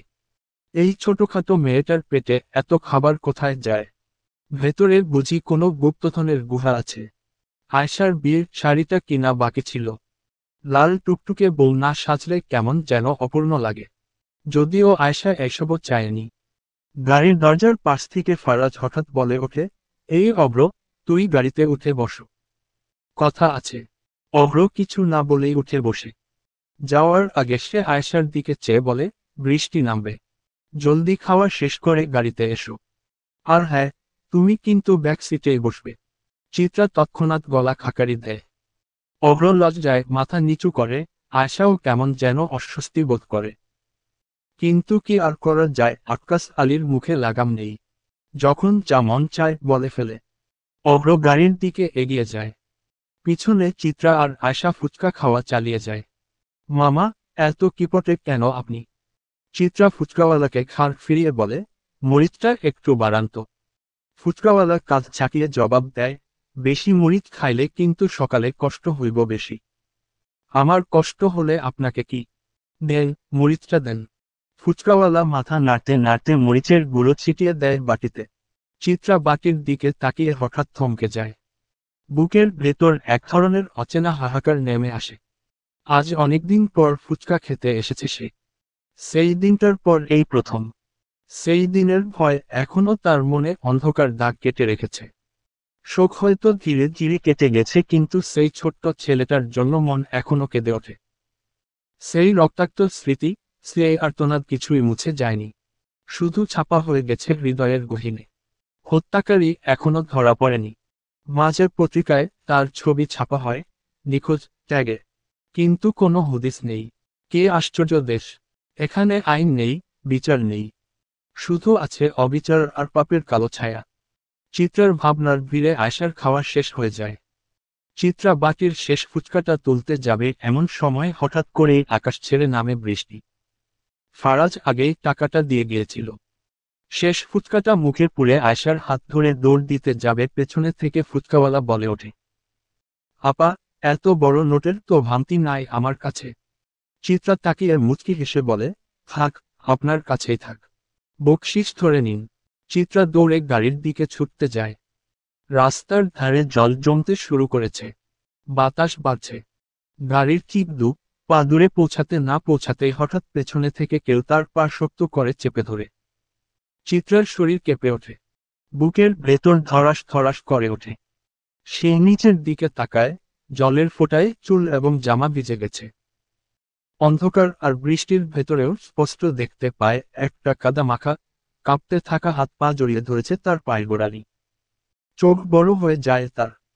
অস্পষ্ট কণ্ঠে ফিসফিস করে সে বলে ওঠে, মরিয়ম, উই মায়ারে খুইজা বাহির কর জোহান, বেককলের মতো কাম করস কেন? তোর চেহারা কেমনে দেখা ফেললো মায়া? চিৎকার করে বলল রাজন। ভাই, ওই সময় কেউ পুরান খাটে থাকে না। আমি কেমনে জানবো? মায়া চোপের আড়াল থেকে সব কিছু দেখছে। এত কিছু জানি না। মায়া আমার চাই। ওই মায়ারে আমি চাই। মায়া দিয়া কি করবেন? বান্দির লাশ আনলেই তো হইব। না, জিন্দা চাই। আমার দেখতে হইব, কোন মায়ার এত সাহস হয়। শালির চোখ দিয়া বহু খারাপ জিনিস দেখা ফেলছে। ওরে তো আমার দেখুন লাগবই। ভালা হইছে যে তুই অন্তত চেহারাটা দেখছিস। এখন জলদি ওই মায়ারে খুঁজে আয়না দে। রাজন ফোন কেটে দেয়। জহার ফোন পকেট ভরে ফেলে। সে বৃষ্টির ভেতর পাগলের মতো ঘুরছে। চোখ, গলি, পুরান খাট সব খুঁজে দেখছে। একটা ভুলে সে এত বছরের ব্যবসা শেষ হতে দিবে না। একজন সাক্ষী বেঁচে থাকা মানে পুরো পাপের দুনিয়া শেষ হয়ে যাওয়া। আয়েশা ধীরে ধীরে মরিয়মের পায়ে তেল মালিশ করে দিচ্ছে। মেয়েটা এখনো কাঁপছে। ভয়ের ছায়া চোখে মুখে লেগে আছে। কথা বলার মতো অবস্থায় নেই। চিত্রা তার পাশে বসে আছে। সে নির্বাক। দুপুরেই তো ক্লাসে মরিয়ম একেবারে সুস্থ ছিল। ঠিক তখনই বজ্র এসে পৌঁছায়। দরজা খুলে ভেতরে ঢুকে। চোখে মুখে ক্লান্তির ছাপ। সারাদিন হাসপাতালের ছিল সে। একজন ক্রিটিক্যাল রোগীর সার্জারির দায়িত্বে। আসলে ওকে বিদেশ থেকে আনা হয়েছিল ইন্টার্নদের হাতে কলমে শেখানোর জন্য। আর কয়েকটা ক্লাস করলেই তার কাজ শেষ। বজ্র সোজা গিয়ে ঢুকে পড়ে গেস্ট রুমে। সেখানেই মরিয়ম, চিত্রা ও আশা। সে ঝুঁকে পড়ে চেক আপ করে। এক মুহূর্তের নীরবতার পর বলে ওঠে, গলায় অভিজ্ঞতার আশ্বস্তির সুর। সে নরম ও স্থির গলায় বলে, তেমন কিছু হয়নি। ভয় পেয়েছে মেয়েটা। বিশ্রাম করলেই ঠিক হয়ে যাবে।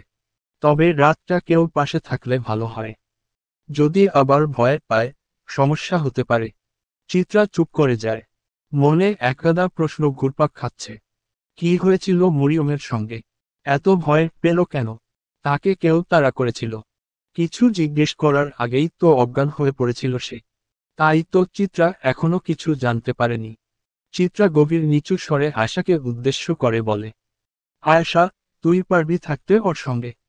আয়েশা দৃঢ় কণ্ঠে আশ্বাস দিয়ে বলে, সমস্যা নাই, আমি তো আছি। চিত্রা হেসে ঠোঁট বাঁকিয়ে বলে, পাশের রুমেই তো অভ্র আছে। লাফাইতে লাফাইতে সেখানে চলে যাইস না বইন। আয়েশা নাক কুচকে জবাব দেয়, আস্তাগফিরুল্লাহ আপা, আমি অনেক ভালো মেয়ে। চিত্রা হেসে আদুরে গলায় বলে, সে তো জানি। বারান্দায় অন্ধকারে দাঁড়িয়ে ফারাজ ফিসফিস করে কথা বলছে অভ্রর সঙ্গে। তার কণ্ঠে অস্থিরতা, অনুশোচনা। ফারাজ নিচু গলায় দূরে তাকিয়ে বলে, এই বউ নিয়ে কই যাব অভ্র? যাকে তাকে বাড়ি নিয়ে চলে আসে। এটা কি বাড়ি নাকি আশ্রয় কেন্দ্র? কি করব? বউয়ের চেহারা দেখলে না করতে পারি না, মায়া লাগে খুব। অভ্র সংক্ষেপে নির্লিপ্ততা স্বরে বলে, আপনারই তো বউ। ফারাজ হালকা হেসে জবাব দেয়, তুই বেশি খুশি হইস না চান্দু। কাল তোরও বিয়ে হবে, তখন মজা বুঝবি। অভ্র মাথা চুলকে বলে, ভাই, ভয় দেখাইয়েন না। ঠিক তখনই ফারাজের ফোন বেজে ওঠে। স্ক্রিনে একটি গোলাপের সাইট। অভ্র সেথায় চোখ পড়তে এসে চোখ শুরু করে গম্ভীর স্বরে বলল, আমাকে দেন, আমি কথা বলি। ফারাজ ঠান্ডা গলায় অন্যমনস্কভাবে বলে, তোর সাথে কথা বলতে চাইলে তো তোকেই কল দিত। সে কোনো দ্বিধা না করে কল কেটে দেয়। সিগারেটের ধোঁয়ার ধারা ছেড়ে দেয়। একটা দীর্ঘ নিঃশ্বাস ফেলে ক্লান্ত গলায় বলে, এই মেয়েটা অনেক বেশি জেদি হয়ে গেছে। অভ্র চোখ সরু করে কটাক্ষ করে, আপনার হাতে গড়া বুঝতে হবে না। ফারাজ চোখ নামিয়ে বলে, ইদানিং বেশি জ্বালায়। ভাবি সন্দেহ করে। না করে না, কিন্তু করতে কতক্ষণ? আমার ফোনে কল এলে সে ধরে না। তবে ওই দিন নজরে পড়েছিল, কোনে রকমে বাঁচলাম। অভ্র গম্ভীর স্বরে বলল, আপনি হুট করে বদলে গিয়েছেন ভাই। সব ভুলে গিয়েছেন। এখানে আসার পেছনে কিন্তু আপনার আলাদা উদ্দেশ্য ছিল। কই ভাই, মানুষ খুন করতে তো আপনার বুক কাঁপে না? তাহলে আপনি এখনো উদ্দেশ্য পূরণ করছেন না কেন? এত মায়া বাড়িয়ে লাভ কি? বুক কাঁপবে কেন? অভ্যাস হয়ে গিয়েছে রক্তে হাত রাঙানো। সেটাই তো বলছি, বুক কেন কাঁপছে? আসলে ভালোবাসায় মজে গেছেন আপনি। এখন আপনাকে বেছে নিতে হবে যে কোনো একটি। হয় এই দুনিয়া, না হয় দুনিয়া। ভাবি থাকবে, না পাপ। ফারাজ কাপা গলায় শুধায়, চিত্রাকে মৃত্যু ছাড়া ছাড়তে পারবো না। সে যে আমার রক্তে মিশে গেছে। অভ্র হাসে, মৃত্যু ছাড়া ছাড়তে পারবেন না? তাহলে মৃত্যুকেই দেখুন। তবে আপনার মৃত্যু নয়। বলেই হাসে অভ্র। ভাবির জন্য সব ছাড়তে পারবেন। মরতেও পারবো, মারতেও পারবো, কিন্তু ওকে ছাড়তে পারবো না। ফারাজ রুমে ঢুকে আস্তে করে দরজাটা লাগিয়ে দেয়। চিত্রা তখন ভাতের থালা হাতে বসে আছে। মোবাইলের ডোরেমন চলছে। চোখ সেখানেই আটকে। খাবারের চেয়ে দেখায় মনোযোগ যেন বেশি। লোকমা তুলে মুখে দিচ্ছে ঠিকই, কিন্তু মনটা যে কোথাও হারিয়ে আছে। ফারাজ শার্ট খুলে ঝপ করে বাস্কেটে ছুঁড়ে ফেলে। উদাম গায়ে বিছানায় উঠে পড়ে চিত্রার ঠিক পেছনে শরীর ছেড়ে দেয়। হঠাৎই পেছনে থেকে বাহু বাড়িয়ে কোমরটা জড়িয়ে ধরে চিত্রার। মুখটা গুজে দেয় চিত্রার কোমরে। চোখ বন্ধ করে গভীর নিঃশ্বাস ফেলে। এই মেয়েটার গা থেকে যে প্রশান্তি ছড়ায়, তা রক্তে হাত রাঙালেও পাওয়া যায় না। ছাড়ুন, ভাত খাচ্ছি। চিত্রা বিরক্ত গলায় বলে, একটু জলদি খাবে। ফারাজের গলা আবেগে ভেজা। কেন? চিত্রা প্রশ্ন ছুড়ে দেয়, তোমাকে আজ খুব প্রয়োজন আমার। কিন্তু কেন? তোমাকে জড়িয়ে ধরে একটা লম্বা নিঃশ্বাস ফেলতে চাই, মনের সব অসুখ দূর করাটা বড্ড দরকার। আমাকে জড়িয়ে ধরলেই বুঝি অসুখ পালাবে? হ্যাঁ, তুমি যে আমার সব বিষাদের একমাত্র ওষুধ। একটু ছাড়ুন তো। ফারাজ চিত্রার ওড়না ধরে টান দিয়ে বলে উঠল, তোমাকে ছেড়ে আমি কি নিয়ে থাকব? ভালোবেসে যাব ওর যতদিন বাঁচব। ছেড়ে দিলেও যাচ্ছি না। এবার লক্ষ্মীটি ছাড়ুন। ফারাজ চিত্রাকে ছেড়ে দেয়। চিত্রা শেষ লোকমাটা মুখে তুলে নিয়ে ধুয়ে আসে হাত। ফিরে এসে ফারাজের পাশে বসে পড়ে। ফারাজ মাথাটা ধীরে চিত্রার কোলে রেখে দেয়। মুহূর্তেই তার চোখে মুখে শান্তির একটা অব্যক্ত স্রোত নেমে আসে। একটা প্রশান্ত নিঃশ্বাসে হারিয়ে যায় সব ক্লান্তি। চিত্রা তার চুলে আলতো করে হাত বুলায়, কপালে মন্থর ছোঁয়ায় মালিশ করে দেয়। জীবনের সমস্ত ভয়াবহ ক্লান্তি, অবসাদ, বেদনা যেন এই একটুখানি যত্নেই লঘু হয়ে যায় ফারাজের কাছে। পৃথিবীর সমস্ত ঝড়ের পর তার একান্ত আশ্রয়ের নাম চিত্রা, যাকে ঘিরে তার সবটা সুখ নিহিত। বিবিজান, ফারাজের কণ্ঠে অদ্ভুত আবেদন। হুম। চিত্রার চোখে কমলতা।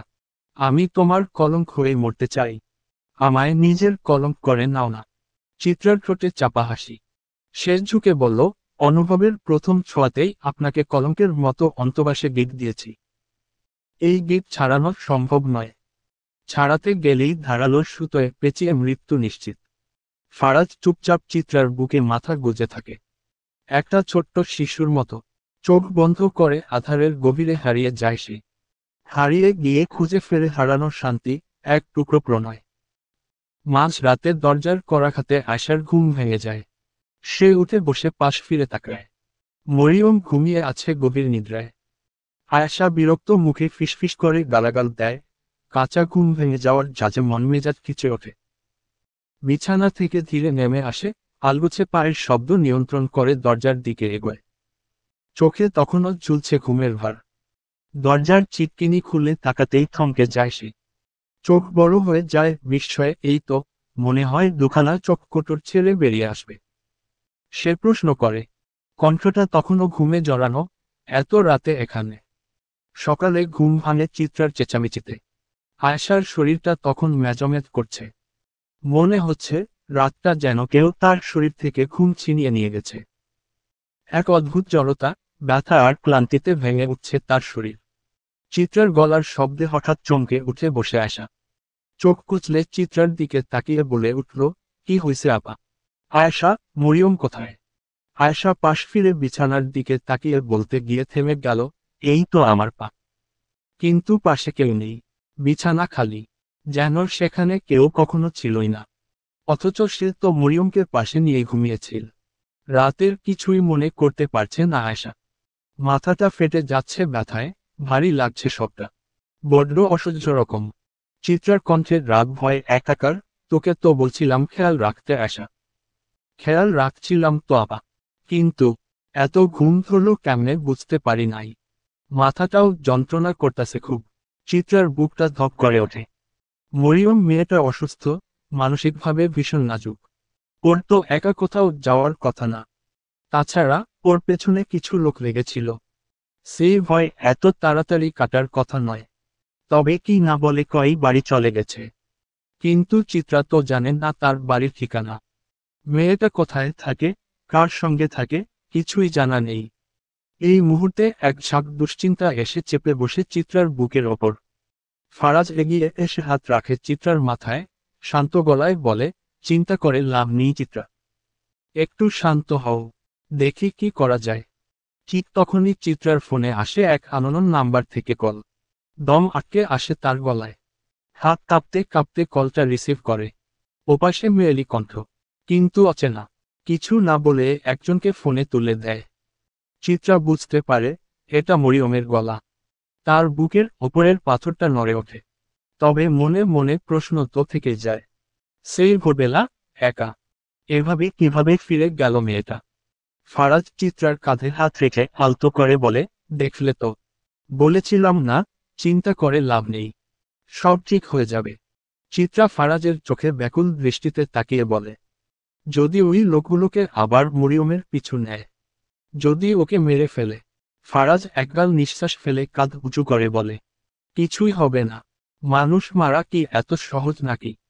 হয়তো রাস্তাঘাটের কোনো বোকাটে ছেলে ধাওয়া করেছিল, তাই বলে তারা ওকে মেরে ফেলবে এমন তো নয়। চিত্রা চোখ নামিয়ে ফারাজের দিক থেকে মুখ ফিরিয়ে নেয়। সে নিজেকে সান্ত্বনা দিতে চায় ফারাজের কথায়। তবে মনটা দোলা খেয়ে ওঠে বারবার ভয়, সন্দেহ আর ব্যর্থতার গ্লানিতে। সে এবার আয়েশার দিকে তাকায়। আয়েশা ঝিমোচ্ছে, কপালে হাত চেপে রেখেছে। যন্ত্রণার রেখা স্পষ্ট তার ভ্রুভাজে। চিত্রা একটু এগিয়ে এসে আয়েশার কাঁধে আলতো হাত রাখে। তুই ঠিক আছিস আয়েশা? আয়েশা মাথা নাড়ায়। কণ্ঠে ব্যথা ও অসহায়তা মিশে আছে। আপা, মাথায় এমন ব্যথা করতেছে যে মনে হচ্ছে কিছু ভেঙে গেছে ভেতরে। আর ভয়ঙ্কর কথা কি জানেন? রাতের কিছুই মনে নাই। আমি তো হালকা ঘুমে অভ্যস্ত। কিন্তু আজ কিভাবে যেন পুরো রাত পার হয়ে গেল কিছু বুঝতে পারতাছি না। তার চোখ জ্বলজ্বল করে ওঠে, গলায় চাপা ক্ষোভ। রোজ ভোরে উঠে ফজরের আগে বিছানা ছাড়ি, কিন্তু আজ এত বেলা করে ঘুম ভাঙল। মরিয়ম পাশে ছিল কিন্তু কিভাবে গেল কিছুই তো টের পাইনি। সবটাই গোলকধাঁধা, যার পথ খুঁজে পাচ্ছি না আবার। রাত নেমেছে মেঘের চাদর আঁচলে বিছিয়ে। আকাশে মেঘের কালো প্রদীপ জ্বলে উঠেছে। চারদিক মুগ্ধ নীরবতায় মোড়া। আজ আয়শার বিয়ে। কাজী সাহেব এসে শুধু বিয়ে পড়িয়ে যাবেন। সাদামাটা আয়োজন, তবুও গাঢ় আনন্দে ভরপুর পুরো বাড়ি। চিত্রার ঘরটায় সবাই জড়ো হয়েছে। ফারিহা, ফারিয়া, মোহনা সবাই ব্যস্ত আয়শাকে নিয়ে। ফারিয়া দারুণ মেহেদি দিতে পারে। আজও সে তার নিপুণ হাতে আঁকছে আয়শার তালুতে পাতার মতো পেঁচানো নকশা। মোহনা সাজিয়ে দিয়েছে আয়শাকে। খুব ভারী সাজ নয়। আয়শার ইচ্ছেও ছিল না তা। সে কখনো সাজেনি। সবসময় শুধু বলতো, বিয়ের দিন সাজব, এর আগে নয়। আজ সেই দিন। আজ সে সাজেছে। আজ তার ইচ্ছেগুলো মুক্তি পেয়েছে। পাখির মতো ডানা মেলে উঠছে। আয়শা খুশি, অথচ একপাশে বসে জমেলা কাঁদছেন। বুক ফেটে যাচ্ছে যেন। ছেলে বউ মারা যাওয়ার পর আয়শাই তো ছিল তার অবলম্বন। নিজের হাতে মানুষ করেছেন, রাতে কখনো একা ঘুমাননি। আজ সে চলে যাবে অন্য ঘরে। কেমন করে কাটবে রাতগুলো? বুকের ভেতর গুমরে উঠছে শূন্যতা। হঠাৎ দরজায় টোকা। সবাই চমকে তাকায় সেদিকে। দেখে অভ্র দাঁড়িয়ে। গায়ে সাদা পাঞ্জাবি, চোখে স্নিগ্ধতা। এতটা সুন্দর করে আল্লাহ কাউকে সৃষ্টি করলে তার দিকে না তাকিয়ে থাকা দায় হয়ে পড়ে। চিত্রা চোখ টিপে হাসে। আয়শার অভ্রর দিকে তাকায়। মনে হয় এক জীবনের অর্ধেক শান্তি বুঝি শুধু ওই মুখের মধ্যেই আল্লাহ ঢেলে দিয়েছে। চিত্রা গলা খাকারি দিয়ে উঠতে আয়শার গাল লাল হয়ে ওঠে। কিন্তু শুধু সে নয়, অভ্রটায় লজ্জায় থমকে যায়। আয়শার বাইরে কোনো নারীর চোখে চোখ রাখার অভ্যেস নেই তার। আজও সে অন্য কারোর পানে চাইল না। আয়শার দিকে চেয়ে চিত্রাকে বলল, ভাবি, ওর সাথে একটু আলাদা কথা ছিল। চিত্রা ব্যঙ্গ মিশ্রিত হেসে বলল, বুঝি বুঝি। এই ভাবিরা চলুন, আমরা কাবাবে হাড্ডি না হই। সবাই হেসে ওঠে। আর আয়শার বুকের ভেতর কেমন যেন কাঁপুনি বয়ে যায়। লজ্জা, ভালোবাসা, আনন্দের মিশেলে তৈরি এই কাঁপুনি। সবাই অট্ট হাসি হেসে রুম থেকে বাহিরে বেরিয়ে যায়। নদী, মোহনাও প্রাণ খুলে হাসছে। শেষবার এমন ভাবে কখন হেসেছিল মনে পড়ছে না। হয়তো বিয়ের আগে। তখন অর্থ, পয়সা এত না থাকলেও জীবন সুখময় ছিল। সুখের আঁচলে লেপ্টে ছিল তারা। জীবনের এই পর্যায়ে এসে হৃদয়ে আঁচড় কেটে লিখতে ইচ্ছে করছে, শান্তি টাকায় পাওয়া যায় না। 2 দিনের এই দুনিয়ায় সুখ কেনা বিলাসিতা। অভ্র এসে আয়শার পাশে বসল। চোখে একরাশ মায়া, ঠোঁটে এক চিলতে লাজুক হাসি। তার বাম হাতটা পিছনে লুকানো। আয়শার নজর যায় সেখানে। সে কৌতূহল করে জিজ্ঞেস করে, হাতে কি কি লুকাচ্ছ? অভ্র চিলে হাতটা সামনে আনে। ছোট্ট একটি বাটিতে কাঁচা হলুদ বাটা। আয়শার দিকে তাকিয়ে অভ্র গালে আলতো হাত রেখে আবদার করে, একটু ছোঁয়াতে চাই, ঘরণী। অনুমতি মিলবে কি? আয়শার গাল রং ধরার আগেই লজ্জায় রঙিন হয়ে ওঠে। অভ্রর আদুরে কণ্ঠমোহ ছড়িয়ে দেয় তার মনে। সে চুপচাপ গাল পেতে দেয়।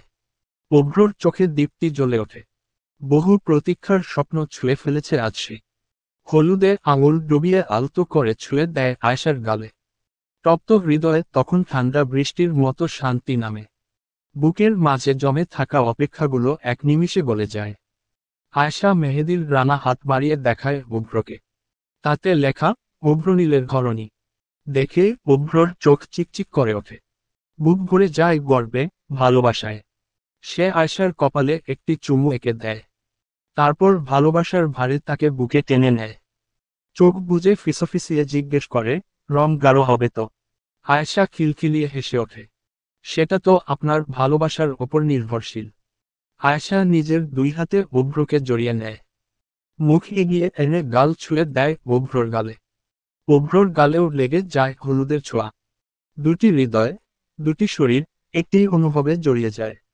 অভ্র কানে কানে বলে ওঠে, ঘরণী, তোমায় আমি ভালোবাসি। আকাশে যতগুলো তারা তার চেয়েও বেশি ভালোবাসি তোমায়। পৃথিবীর সকল ভালোবাসা এক করলে যতখানি হবে তার চেয়েও বেশি ভালোবাসি। বাড়ি জুড়ে বিয়ের আমেজ। এলাহি বাড়ি সাজানো হয়েছে লাল গোলাপ আর রজনীগন্ধা ফুলে। বাতাসে মিশে আছে ফুলের ঘ্রাণ। আজ আয়শার বিয়ে। যদিও এই বিয়েতে অনেকেরই নীরব আপত্তি আছে, তবুও তারা কিছু বলেনি।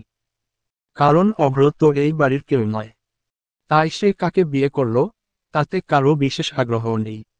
তবে আপত্তি থাকুক বা না থাকুক, বিয়েটা হচ্ছে এলাহি বাড়িতেই। সমস্যাটা এখানেই।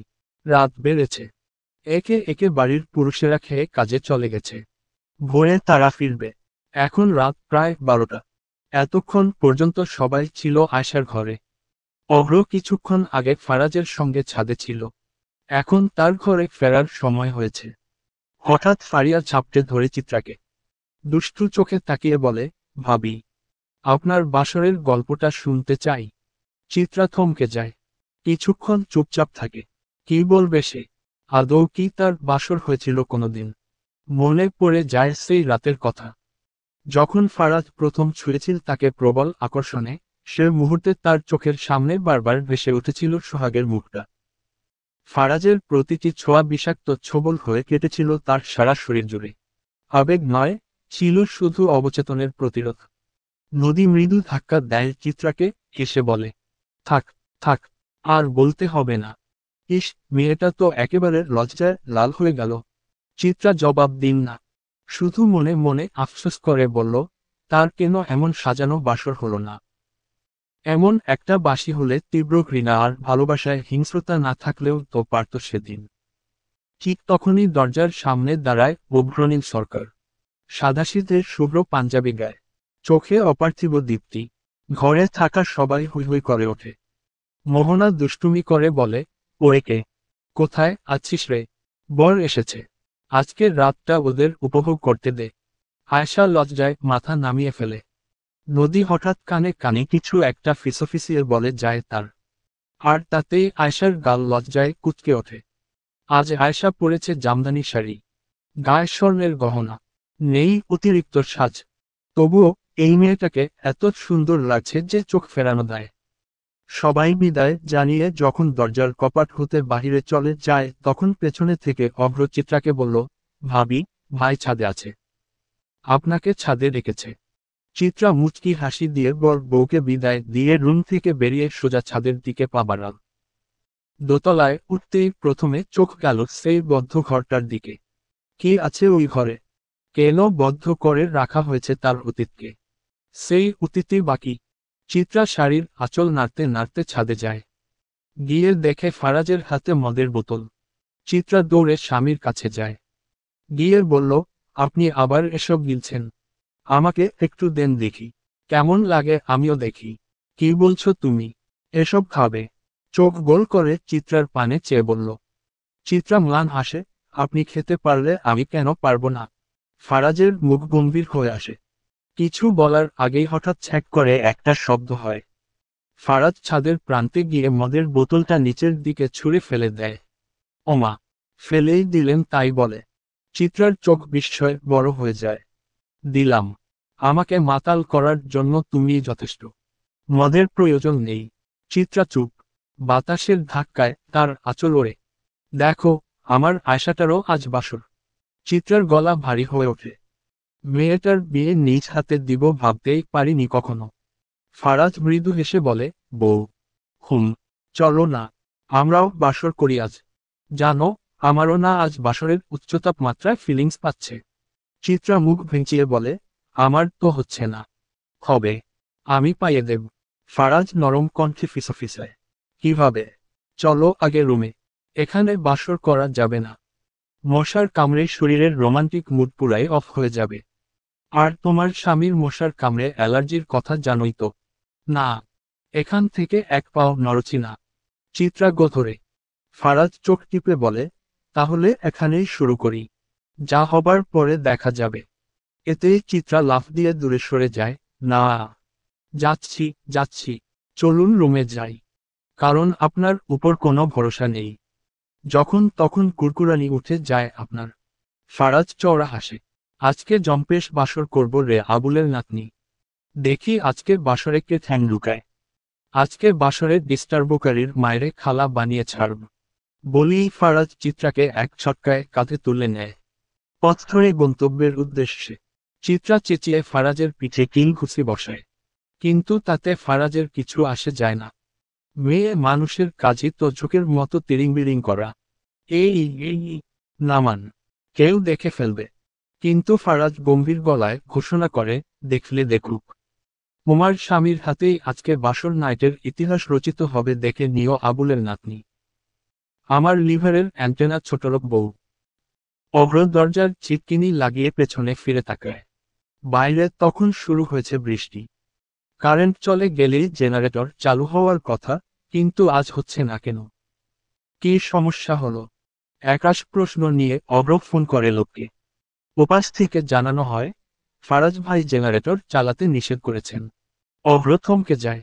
ঠিক বুঝে উঠতে পারে না বাসরকার তার নাকি ফারাজ ভাইয়ের। জানালার কাচ বেয়ে চুইয়ে চুইয়ে জল আছড়ে পড়ছে। কি বিকট শব্দ হচ্ছে মেঘেদের। অভ্র ঘরের মধ্যে কিছু একটা খোঁজার চেষ্টা করে। হুট করে আয়শার সরল গলা কর্ণে গিয়ে জোরালো ধাক্কা বসায়। কি খুঁজছ? মোমবাতি? প্রয়োজন নেই। কেন? ফোনের ফ্ল্যাশলাইটেই চলবে। আচ্ছা। অভ্র খাটে এসে বসে আয়শার পাশে। ফোনের আলোয় আয়শার মুখে পড়ে মৃদু দীপ্তি। ঘোমটা তুলে যখন বউয়ের লাজুক মুখ দেখে, তখন নিজের ধন্য হওয়াকেই অনুভব করে। বারান্দায় যাবে? চল না, আজ একসঙ্গে ভিজি। অভ্র হাত বাড়িয়ে দেয়।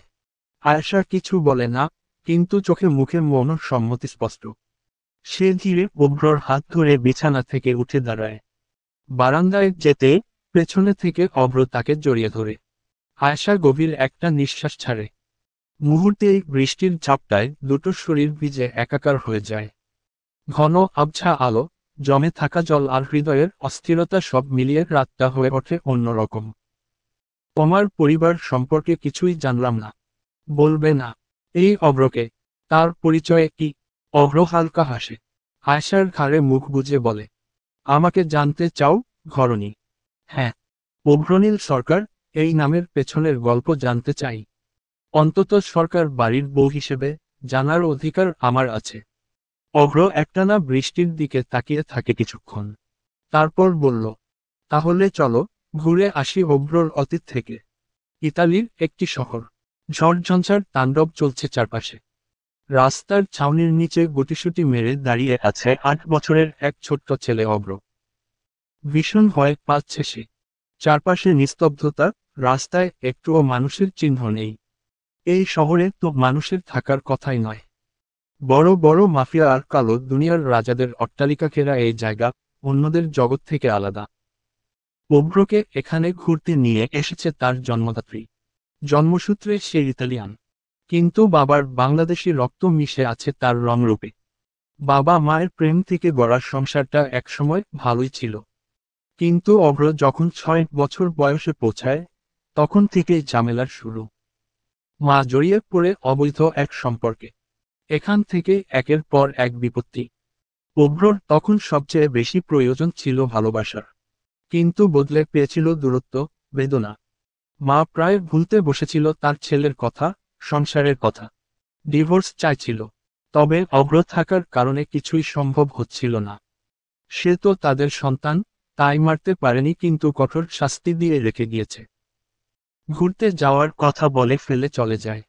সেদিন বাবা জরুরি কাজে বাইরে ছিল। মা আইসক্রিম আনার কথা বলে অভ্রকে রেখে চলে যায়। আর ফিরে আসে না। ছোট্ট অভ্র মায়ের অপেক্ষায় ঘন্টা কাটায়, আর মা আসে না। ক্ষুধায় দুরবস্থা।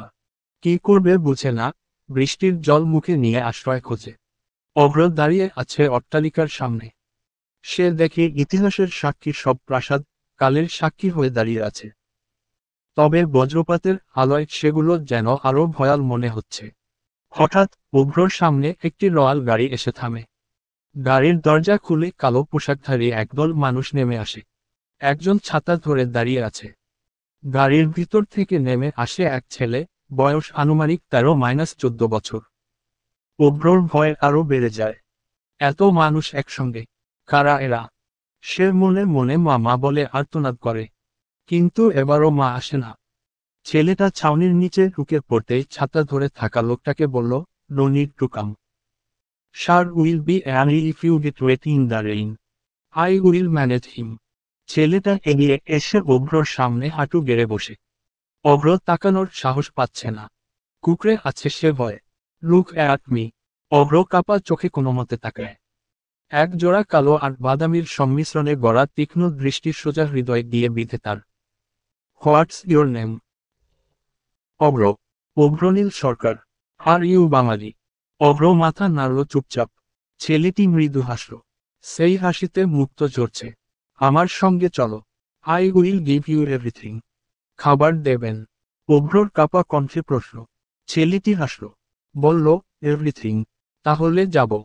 সরল মনে বলে উঠল অভ্র। পাপের দুনিয়ায় আরেকজন সদস্য যুক্ত হল। অভ্র এসবের কিছুই বোঝে না। তবে সেই তীক্ষ্ণ চাহনির মাঝে মায়া অনুভব করে সে। অচেনা ভালো লাগায় তার মুখে ছোট্ট একটা হাসি ফুটে ওঠে। Will you be my friend? উহু। ছেলেটি মাথা নাড়ল। সঙ্গী হব। তোমার নাম কি? এলাহি। আমি ফারাজ এলাহি। সেই দিন থেকে অভ্রের জীবন বদলে যায়।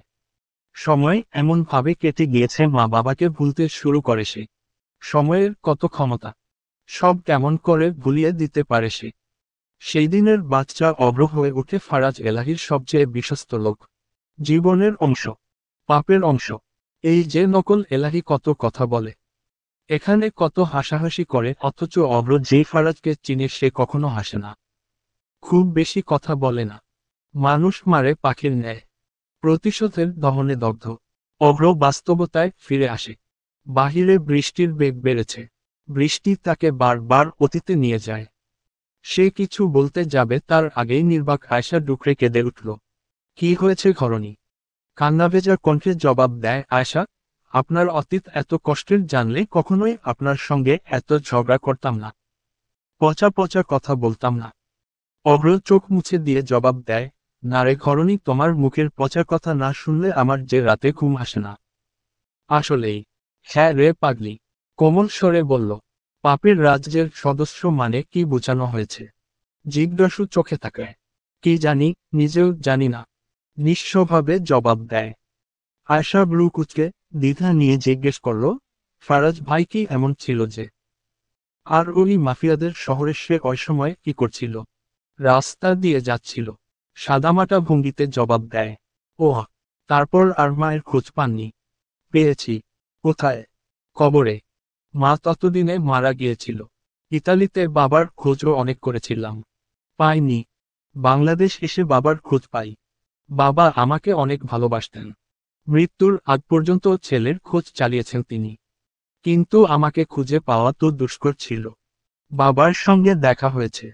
কাপা গলায় প্রশ্ন ছুড়ে। হ্যাঁ। নির্বিকার কণ্ঠে বলল। আপনার বাড়ি কোথায় তাহলে? আমার আসল ঠিকানা। দৃষ্টিকে স্থির রেখে বলল। হুম সরকার বাড়ির কথা জিজ্ঞেস করছি। বাড়ি ধারায়। ঘর জায়গায় সম্পত্তি সবই আমার নামে পড়ে আছে, তবে ভোগের কোনো ইচ্ছে নেই। আমি যতটুকু পেয়েছি তাতেই খুশি। আমাকে সরকার বাড়ি নিয়ে যাবেন। তোমারই তো বাড়ি। যখন বলবে নিয়ে যাব। অভ্র আর কিছু বলার সুযোগ পেল না। তার ঠোঁটের উপর আয়শার অধর নিষেধের সিল মেরে দিল। মুহূর্তটি ভারী হয়ে উঠল। বাতাসের ফাঁকে ফাঁকে নিঃশব্দে জমে উঠল এক অনুচ্চারিত আকাঙ্ক্ষা। অবাধ্য স্পর্শেরা নিঃশব্দে বেআইনি হয়ে উঠল। অথচ তাতে কোনো গ্লানি ছিল না।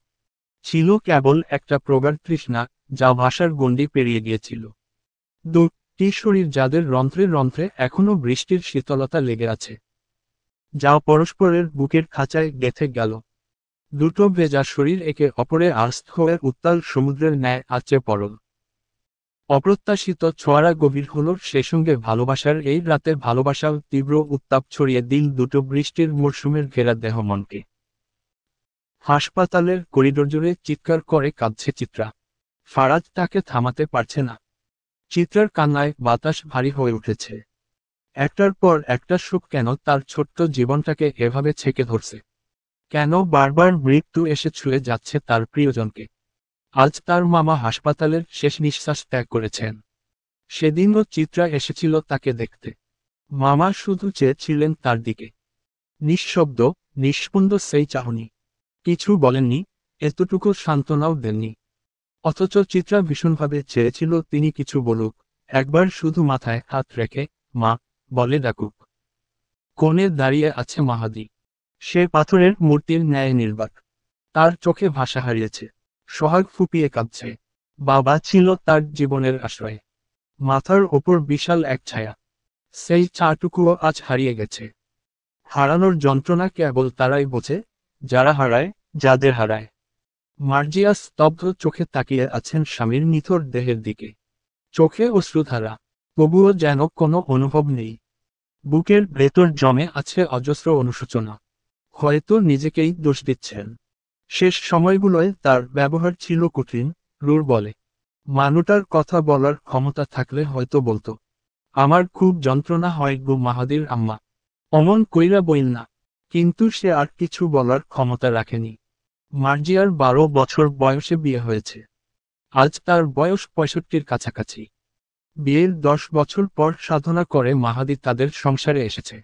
কত কথা শুনতে হয়েছিল বাচ্চা হয়নি বলে, তবে মাহাদির বাবা কখনো তাকে ফেলে দেয়নি, তার সাহস হয়ে তাকে আগলে রেখেছিলেন। প্রতিটি মুহূর্তে তার হয়ে প্রতিবাদ করেছিলেন। নিজের মায়ের অন্যায়ের জবাবও দিয়েছেন এই লোক। কত ভালোবেসেছেন, পূর্ণিমার রাতে একসঙ্গে হাঁটতে খুব ভালোবাসতেন। অসুখে পড়ার আগ মুহূর্ত পর্যন্ত হাঁটা বাদ দেননি। বৃদ্ধ হলে কি ভালোবাসা কমে যায় নাকি? যেই জোড়া আল্লাহ উপর থেকে সৃষ্টি করে তাদের ভালোবাসা কখনো কমে না। চিত্রা ফারাজকে জড়িয়ে ধরে হু হু করে কাঁদছে। ফারাজের পাঞ্জাবির বুক ভিজে একাকার। কাঁদতে কাঁদতে দলে পড়েছে সে ফারাজের বুকেই। চোখ বুজে শুধু হাহাকার। অভ্রকে আসতে মানা করেছিল ফারাজ, তবুও সে এসেছে। আয়েশাও নিজেকে আর ধরে রাখতে পারেনি। চিত্রার জন্য জীবনের প্রথম রাতটা তিক্ততায় ভরিয়ে তুলেছে সে। বাইরে ফজরের আজান ভেসে আসছে, আকাশের কিনারে ভোরের আলো, কিন্তু তাদের চারপাশে শুধু মৃত্যু আর বিষাদ। ফারাজ চিত্রার কাঁধে হাত রেখে তাকে গাড়িতে তুলে নেয়। অন্য পাশে লাশবাহী গাড়িতে মৃতদেহ তোলা হয়েছে। এখন বাড়ির দিকে রওনা হবে। শেষবারের মতো প্রিয়জনকে নিয়ে যাওয়া হবে তার আপন ঠিকানায়। চিত্রা দম ছেড়ে দিয়েছে ফারাজের বুকে। কান্না, ক্লান্তি আর নিঃশেষ হয়ে যাওয়ার শরীরটা হেলে পড়েছে তার উপর। বিশ্রামের প্রয়োজন এই মেয়েটির, খুব দরকার। অথচ এই মেয়েকে কাঁদাতে, ব্যথা দিতে দেশ পাড়ি দিয়ে এখানে আসা ফারাজের। কিন্তু পারেনি। না পেরে আজ সে নিজেই কাঁদছে তার শোকে। ভালোবাসা এতটা তীব্র, এতটা ভয়ঙ্কর হতে পারে, জানা থাকলে নিজের পাপময় দুনিয়া ছেড়ে সে কখনো এখানে ফিরে আসত না। বাদ জোহরে জানালা পাড়ানো হয়। লাশের খাটিয়া বহন করার সময় সোহাগের মনে হচ্ছিল জীবনটা এমন না হলেও পারত। কেন খোদা তার অর্ধেকটা আয়ু বাবাকে লিখে দিন না, শেষটা তো সুন্দর হলেও পারত। চিকিৎসা হচ্ছিল তার, ধীরে ধীরে সুস্থ হচ্ছিল সে। যেই মানুষটা সারাটা জীবন খেটে খাওয়া পরিশ্রম করে তাদের মানুষ করেছে তাকে কিচ্ছু দিতে পারল না। না সুখ না শান্তি, উল্টো সারাটা জীবন চাপা দহনে পুড়িয়েছে লোকটাকে। শেষ সময়তেও হয়তো পরিবারের কথাই ভেবেছিলেন। তার যাওয়ার পর পরিবারটা কি এভাবেই রয়ে যাবে, নাকি সাজানো সবটা অগোছালো রয়ে যাবে? চিত্রা উঠোনের এক পাশে নীরবে পড়ে আছে। চোখের সামনে বাসার, তার পাশে কবরটা। কাল পর্যন্ত যে মানুষটা পাশে ছিল, আজ মাটির নিচে। আর কখনো সে ফিরবে না। এই ক্ষণিকের পৃথিবীতে কেউ কারো নয় তা জেনেও কেন এত মায়া জন্মায়? কেন এই যন্ত্রণাগুলো এতটা গাঢ় হয়, সহ্য করা কঠিন হয়? ফারাজ দাফনের কাজ শেষ করেই কাজে বেরিয়েছে। জরুরি একটা কাজ, তা শেষ করতে না পারলে হয়তো আরেকটা শোক চলে আসবে। শেষ করে তাড়াতাড়ি ফিরবে সে। মৃত্যুর জন্য তো আর জীবন থেমে থাকে না। এই পৃথিবীতে শোক আর কাজ পাশাপাশি চলে, একসঙ্গেই হাঁটে। তবু তার ভাবনায় শুধু একটাই কথা, যত তাড়াতাড়ি সম্ভব চিত্রার কাছে ফিরতে হবে। সন্ধ্যা নেমেছে। চিত্রা মামার ঘরের ভেতর ঘুরে বেড়াচ্ছে নিঃশব্দে। আলনায় ঝুলে থাকা পুরনো ফতুয়া, পাঞ্জাবি আর লুঙ্গিগুলোকে মলিন লাগছে তার চোখে। মনে হয় ওইসবের ভেতরেও সুখ লেগে আছে। মানুষটা নেই, তাই হয়তো তার পোশাকগুলোও ক্লান্ত, অসুস্থ। এই ঘরে যে মানুষটা শুতো, নিঃশ্বাস ফেলত সে আর কখনো ফিরবে না। ঘরের আসবাবগুলোও আর তার চেনা স্পর্শ পাবে না, চেনা গন্ধে ভরে উঠবে না এই নিঃসঙ্গ বাতাস। চিত্রার চোখে জল চলে এলো। একটার পর একটা শোক তাকে ধ্বংস করছে, নাকি ভাঙচুর করে নতুন করে গড়ে তুলছে। তা বুঝতে পারছে না সে। চুপচাপ গিয়ে খাটে বসে পড়ল চিত্রা। ঠিক তখনই ঘরে হুড়মুড় করে ঢুকে পড়ে আসা। হাঁপাচ্ছে মেয়েটা, চোখ কপালে। চিত্রা তাকাতেই সে বলে উঠল, আপা, ফারাজ ভাইয়ের গাড়ি অ্যাক্সিডেন্ট করেছে। ফারাজ মারা গেছে। সোহান নিচু গলায় সিফাতকে জিজ্ঞেস করল। না ভাই, সিফাত মাথা নাড়ল। কেন? কেন মরে নাই সে? সোহানের চোখে জ্বলে উঠল অস্থিরতা। কি ভাইবা জানি, সে নিজের গাড়িতে না বইসা অন্যটায় উঠছে। শালা, চালাক মাল। নির্ঘাত কিছু টের পাইছে। হয়তো। ফারাজ মরলে কি হইতো জানিস? কি? চিত্রা আমার হইতো। দুনিয়ায় কি মায়ের অভাব পড়ছে ভাইজান? না। তবেই চিত্রা দুনিয়ায় এক পিসি। সোহান চুপ করে গেল। তার দৃষ্টি কাঠের পাটাতনের ফাঁক গলে নিচে পড়ে থাকা পানির দিকে। ধপ করে বসে পড়ল। লুঙ্গির ভাঁজ হাঁটুর উপর তুলে নিল। মাথার ভিতর একটাই ছবি, একটাই নাম, আর তা হলো চিত্রাঙ্গনা। সেদিন এক ঝলক তাকানোর পর থেকে মেয়েটা তার ভেতরে কেমন যেন ক্ষত তৈরি করে ফেলেছে। সে ক্ষত কেবল ভালোবাসার না, পেশার, দখলের। সে চায় মেয়েটাকে নিজের করে, একান্তভাবে নিজের করে। তবে পেতে হলে সরাতে হবে বাধা। সরাতে হবে ফারাজ নামক বাধাকে। তাকে সরাতে পারলেই সব পথ মুক্ত। চিত্রা তখন শুধুই তার। সে জানে, ফারাজ সহজ শিকার নয়। এলাহির রক্ত কই মাছের মতো, হাজারবার ধরলেও ঠিক একভাবে না একভাবে ফসকে যায়। কতবার তাকে শেষ করতে চেয়েছে লোকজন, কেউ পারেনি। সোহান হাসল একপাশে মুখ ঘুরিয়ে। কই মাছ হোক আর যেই মাছই হোক না কেন, ফুটবল দিক সবারই আছে। শত হলেও তো মাছ বলে কথা। পানিশূন্য আর কতদিন তার বেঁচে থাকা? এই তো কবেল শুরু। উপন্যাসের প্রথম পৃষ্ঠা মাত্র। পুরো গল্প এখনো লেখা বাকি। সোহান সেই গল্প শেষ করারই অপেক্ষায়। বিছানায় শুয়ে আছে ফারাজ। কপালে সামান্য চোট। মাথার একপাশে হালকা ফুলে উঠেছে। সামনের গাড়িটায় হামলা হয়েছিল। অথচ ফারাজ পেছনের গাড়িতে ছিল বলেই অল্পের জন্য বেঁচে গেছে। ব্রেক কষার সময় আঘাতটা লেগেছে, তবে সেটুকুই। গাড়িতে ওঠার মুহূর্তে এক অদ্ভুত অনুরণন হয়েছিল ভেতরে। কেন জানি নিজের গাড়িতে না উঠে অভ্রর গাড়ি বের করেছিল সে। সাধারণত ফারাজের গাড়ি থাকে মাঝ বরাবর, কিন্তু আজ ছিল একেবারে পেছনে। তাই হামলাকারীরা ভেবেছিল মাঝের গাড়িতেই ফারাজ আছে। সেটাতেই ঝাঁপিয়ে পড়েছিল তারা। এই যাত্রায় ফারাজ কিভাবে বেঁচে গেল, তা তার নিজেরও ঠিক বোধগম্য নয়। কিন্তু খোদা তাকে কার জন্য বাঁচিয়ে রেখেছে, সে উত্তর তার স্পষ্ট। চিত্রাকে গুছিয়ে না রেখে, তাকে নিরাপদে না দেখে, ফারাজ কখনোই মরতে পারে না। যদি মরে, তবে তার আত্মা বিষাদের আঁচে ভস্ম হয়ে যাবে। চিত্রা সারাদিন ধরে পাশে বসে সেবা করে যাচ্ছে। যদিও এই সামান্য চোটে এলাহিরা কষ্ট পায় না। তারা যন্ত্রণারই সন্তান। পাপের ছায়া থেকে জন্ম নেয়া। তাদের না আছে মন, না আছে ব্যথা। তবু চিত্রার চোখে টলমল জল দেখে বুকটা হাহাকার করে ওঠে ফারাজের। চুপচাপ চিত্রার মুখের দিকে তাকিয়ে থাকে সে।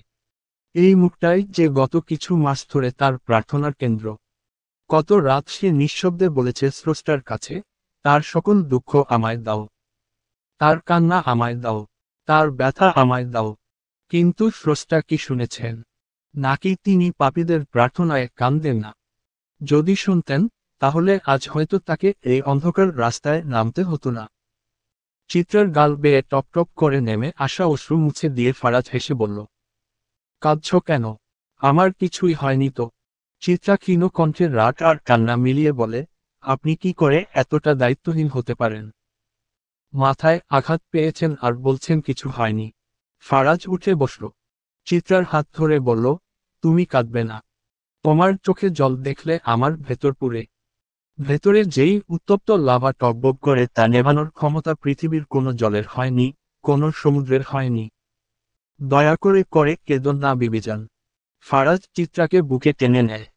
এতক্ষণে বুকটা পরিপূর্ণ লাগছে। এতক্ষণ মনে হচ্ছিল দেহ থাকলেও তা যেন নিষ্প্রাণ। হৃৎপিণ্ডটা ছিটকে পড়েছে হয়তো কোথাও। ফারাজ সিলিংয়ের দিকে তাকায়। নিঃশ্বাস ছেড়ে প্রথমেই তার কথা ভাবে সে যাকে মারার চেষ্টা করেছে। কে হতে পারে? খুনি কি তার খুব কাছের? নাকি অচেনা? ফারাজ নিঃশ্বাস ছেড়ে চিত্রার পিঠে আলতো করে হাত বুলিয়ে দিতে দিতে আবার ভাবনার দুনিয়ায় পথভ্রষ্ট পথিকের ন্যায় হারিয়ে যায়। মনে মনে ঠিক করে নেয় সামনে দুটোই পথ খোলা। এক পথে চিত্রা দাঁড়িয়ে অন্যটায় পাপ। কাকে বেছে নেওয়ারা বড্ড প্রয়োজন তা ফারাজ জানে। চিত্রা তাকেই বেছে নিবে সে। কাউকে ভালোবাসলে, তাকে আপন করে পেয়ে কাছে রাখতে চাইলে মানুষ সব করতে পারে। পাপ বিসর্জনের বদলে পবিত্রতা পাবে সে, এটা ভাবলেই তো ভেতরটা শান্তির মোহে ডুবে যায়। বাহিরে তখন আবারও বৃষ্টি নেমেছে। চিত্রা আশ্রয় নিয়েছে ফারাজের বুকে। বারান্দার দরজা খোলা। সে স্বামীর বুকে মাথা রেখে বিধ্বস্ত নজরে তাকায় সেই কালো মেঘের অন্তরালে লুকিয়ে থাকা আকাশের দিকে। খানিক চুপ থেকে কি ভেবে যেন হুট করে বলে উঠল, জানেন বৃষ্টির জন্ম কিভাবে হয়? আকাশ আর মাটির ভালোবাসা থেকেই। তারা জানত তাদের স্পর্শ অসম্ভব। আকাশ সবসময় উঁচুতে, মাটি সবসময় নিচে। তবুও তারা প্রতিদিন একে অপরের দিকে তাকিয়ে থাকত। তাদের এই দূরত্বের মাঝখানে জন্ম নেয় মেঘ। আর একসময় সেই মেঘ ভরে উঠে চোখের জল দিয়ে, যখন আর সহ্য হয় না, তখন বৃষ্টি নামে আকাশের অশ্রু হয়ে মাটির বুকে। এটাই তাদের এক মুহূর্তের মিলন, এক শাশ্বত বিরহের মধ্যে। ভাবনার বাইরে যা হয়, সেটাই হয়তো সত্যি ভালোবাসা। কারণ বাস্তবটা আমাদের ইচ্ছার ধার ধারে না। সহজ করে বলো, কিছুই বলার নেই। শুধু বলতে চাই আমরা যেন মাটি আর আকাশ হয়ে না উঠি কখনো। দূরত্ব হওয়ার আগে মৃত্যু হোক। হলে কি হবে? আমরা যদি মাটি আর আকাশের মতো হই, তখন চাইলেও ছুতে পারবো না একে অপরকে। হয়তো এক অদৃশ্য টানে প্রতিদিন চোখে চোখ রাখব। চোখে না হলেও হৃদয়ে, অন্তর্গত কোথাও। এই দূরত্বের মাঝেই জন্ম নিবে আমাদের অনুভবের মেঘ। তাতে জমবে না বলা কথার জল। কখনো সে ঝড়ে পড়ে চুপি চুপি অভিমান হয়ে, অভ্যস্ত হয়ে, অথবা নীরব কান্না হয়ে। আর এভাবে একদিন হয়ে যাবে অনাকাঙ্ক্ষিত বিচ্ছেদ। আমি বিচ্ছেদ সইতে পারবো না ফারাজ। আপনাকে হারালে হারিয়ে যাব আমি। চাই না আপনাকে হারাতে। আপনি আমায় ছেড়ে কখনো যাবেন না। কথা দিন। চিত্রা হাত বাড়ায়। ফারাজ হাতে হাত রেখে চিত্রার কপালে চুমু দিয়ে বলল, দিলাম। ভারাক্রান্ত হৃদয় নিয়ে একটা দীর্ঘশ্বাস ফেলে মনে মনে শুধিয়ে উঠল, পাপীরা কথা দিয়ে কখনো কথা রাখেন না চিত্রা। আমি তো একেবারে চিন্তায় পড়ে গেছিলাম। আয়েশা উব্রর দিকে তাকিয়ে বলল, তোমার যদি কিছু হয়ে যেত? উহু বোকা মেয়ে, কিছু হবে কেন?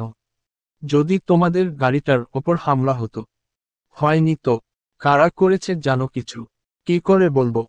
দুনিয়ায় কি কম শত্রু পুষে রেখেছি? মানে, এই ধরনী জড়িয়ে ধরো না একটু। ভালো লাগছে না? ভালো না লাগলেই জড়িয়ে ধরতে হবে কেন?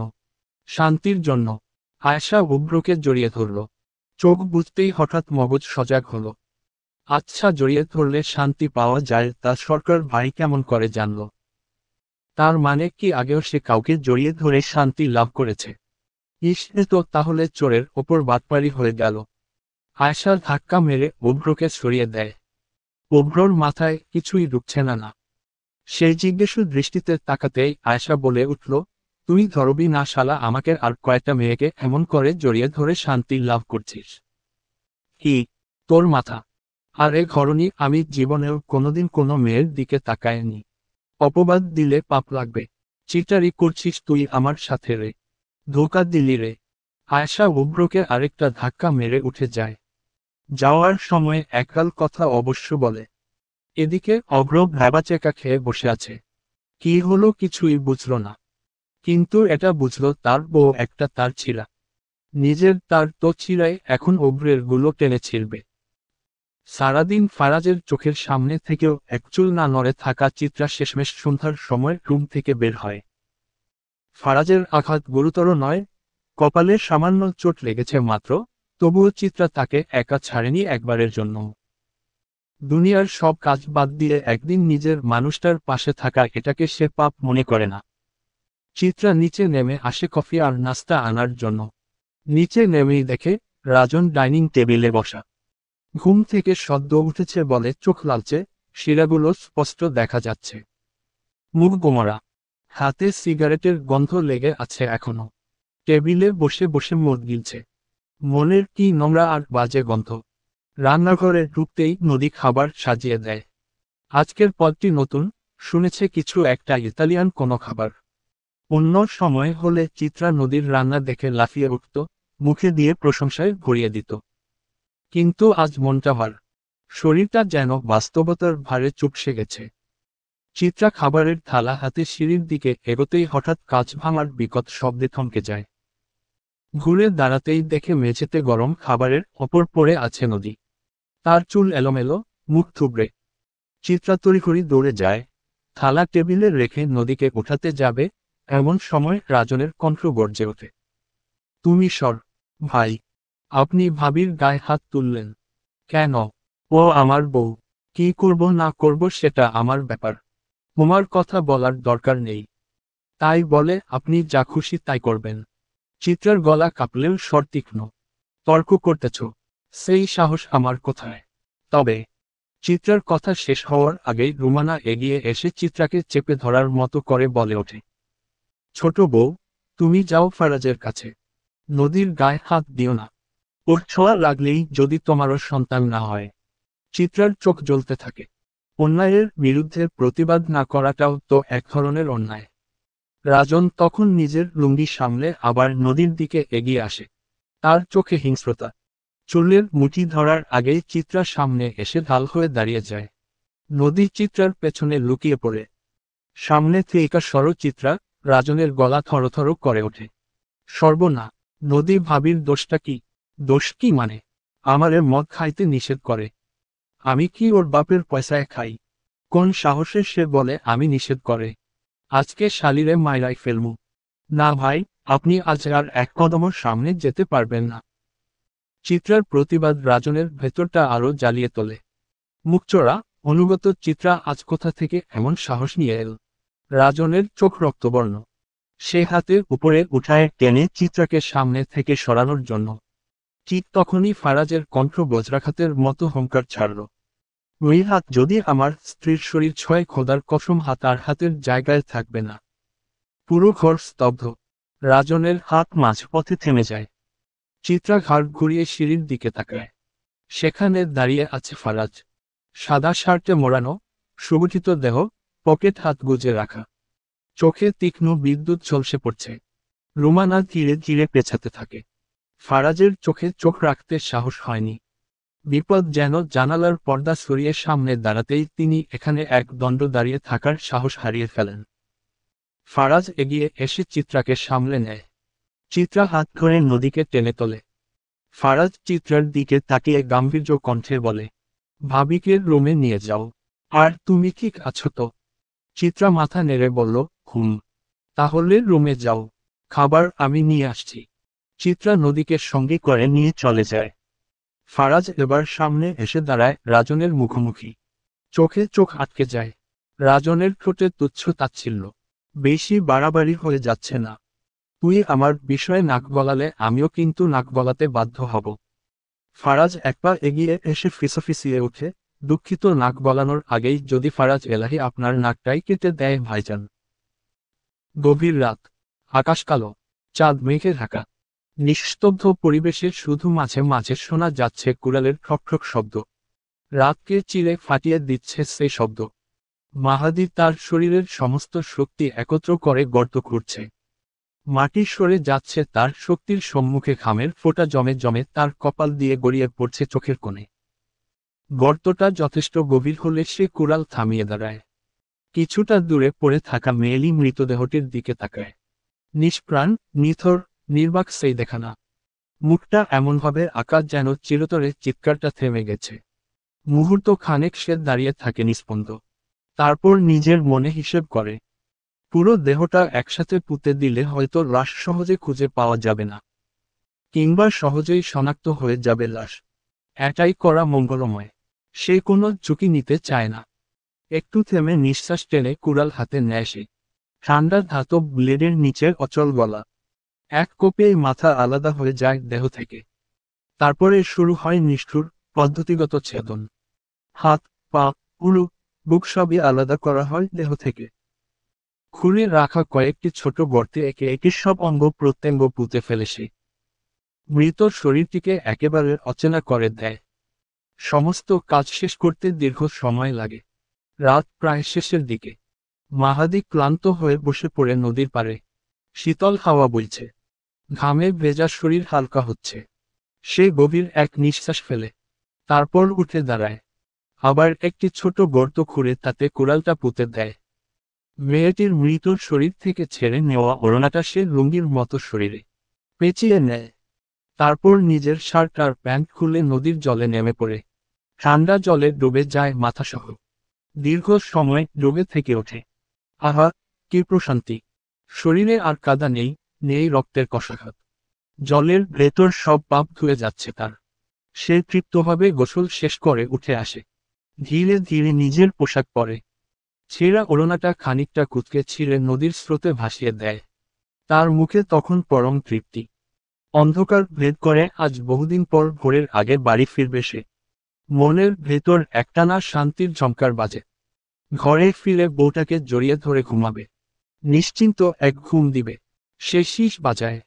ঠোঁটে প্রশান্তিদায়ক মৃদু বাক। অন্ধকারের বুক গলে ভয়াল শোনা যাচ্ছে সেই শীষধ্বনি। বাড়িতে ফিরতেই কান্নার রোল। রাত কেটেছে ভয় আর অপেক্ষায়। কেউ ঘুমায়নি।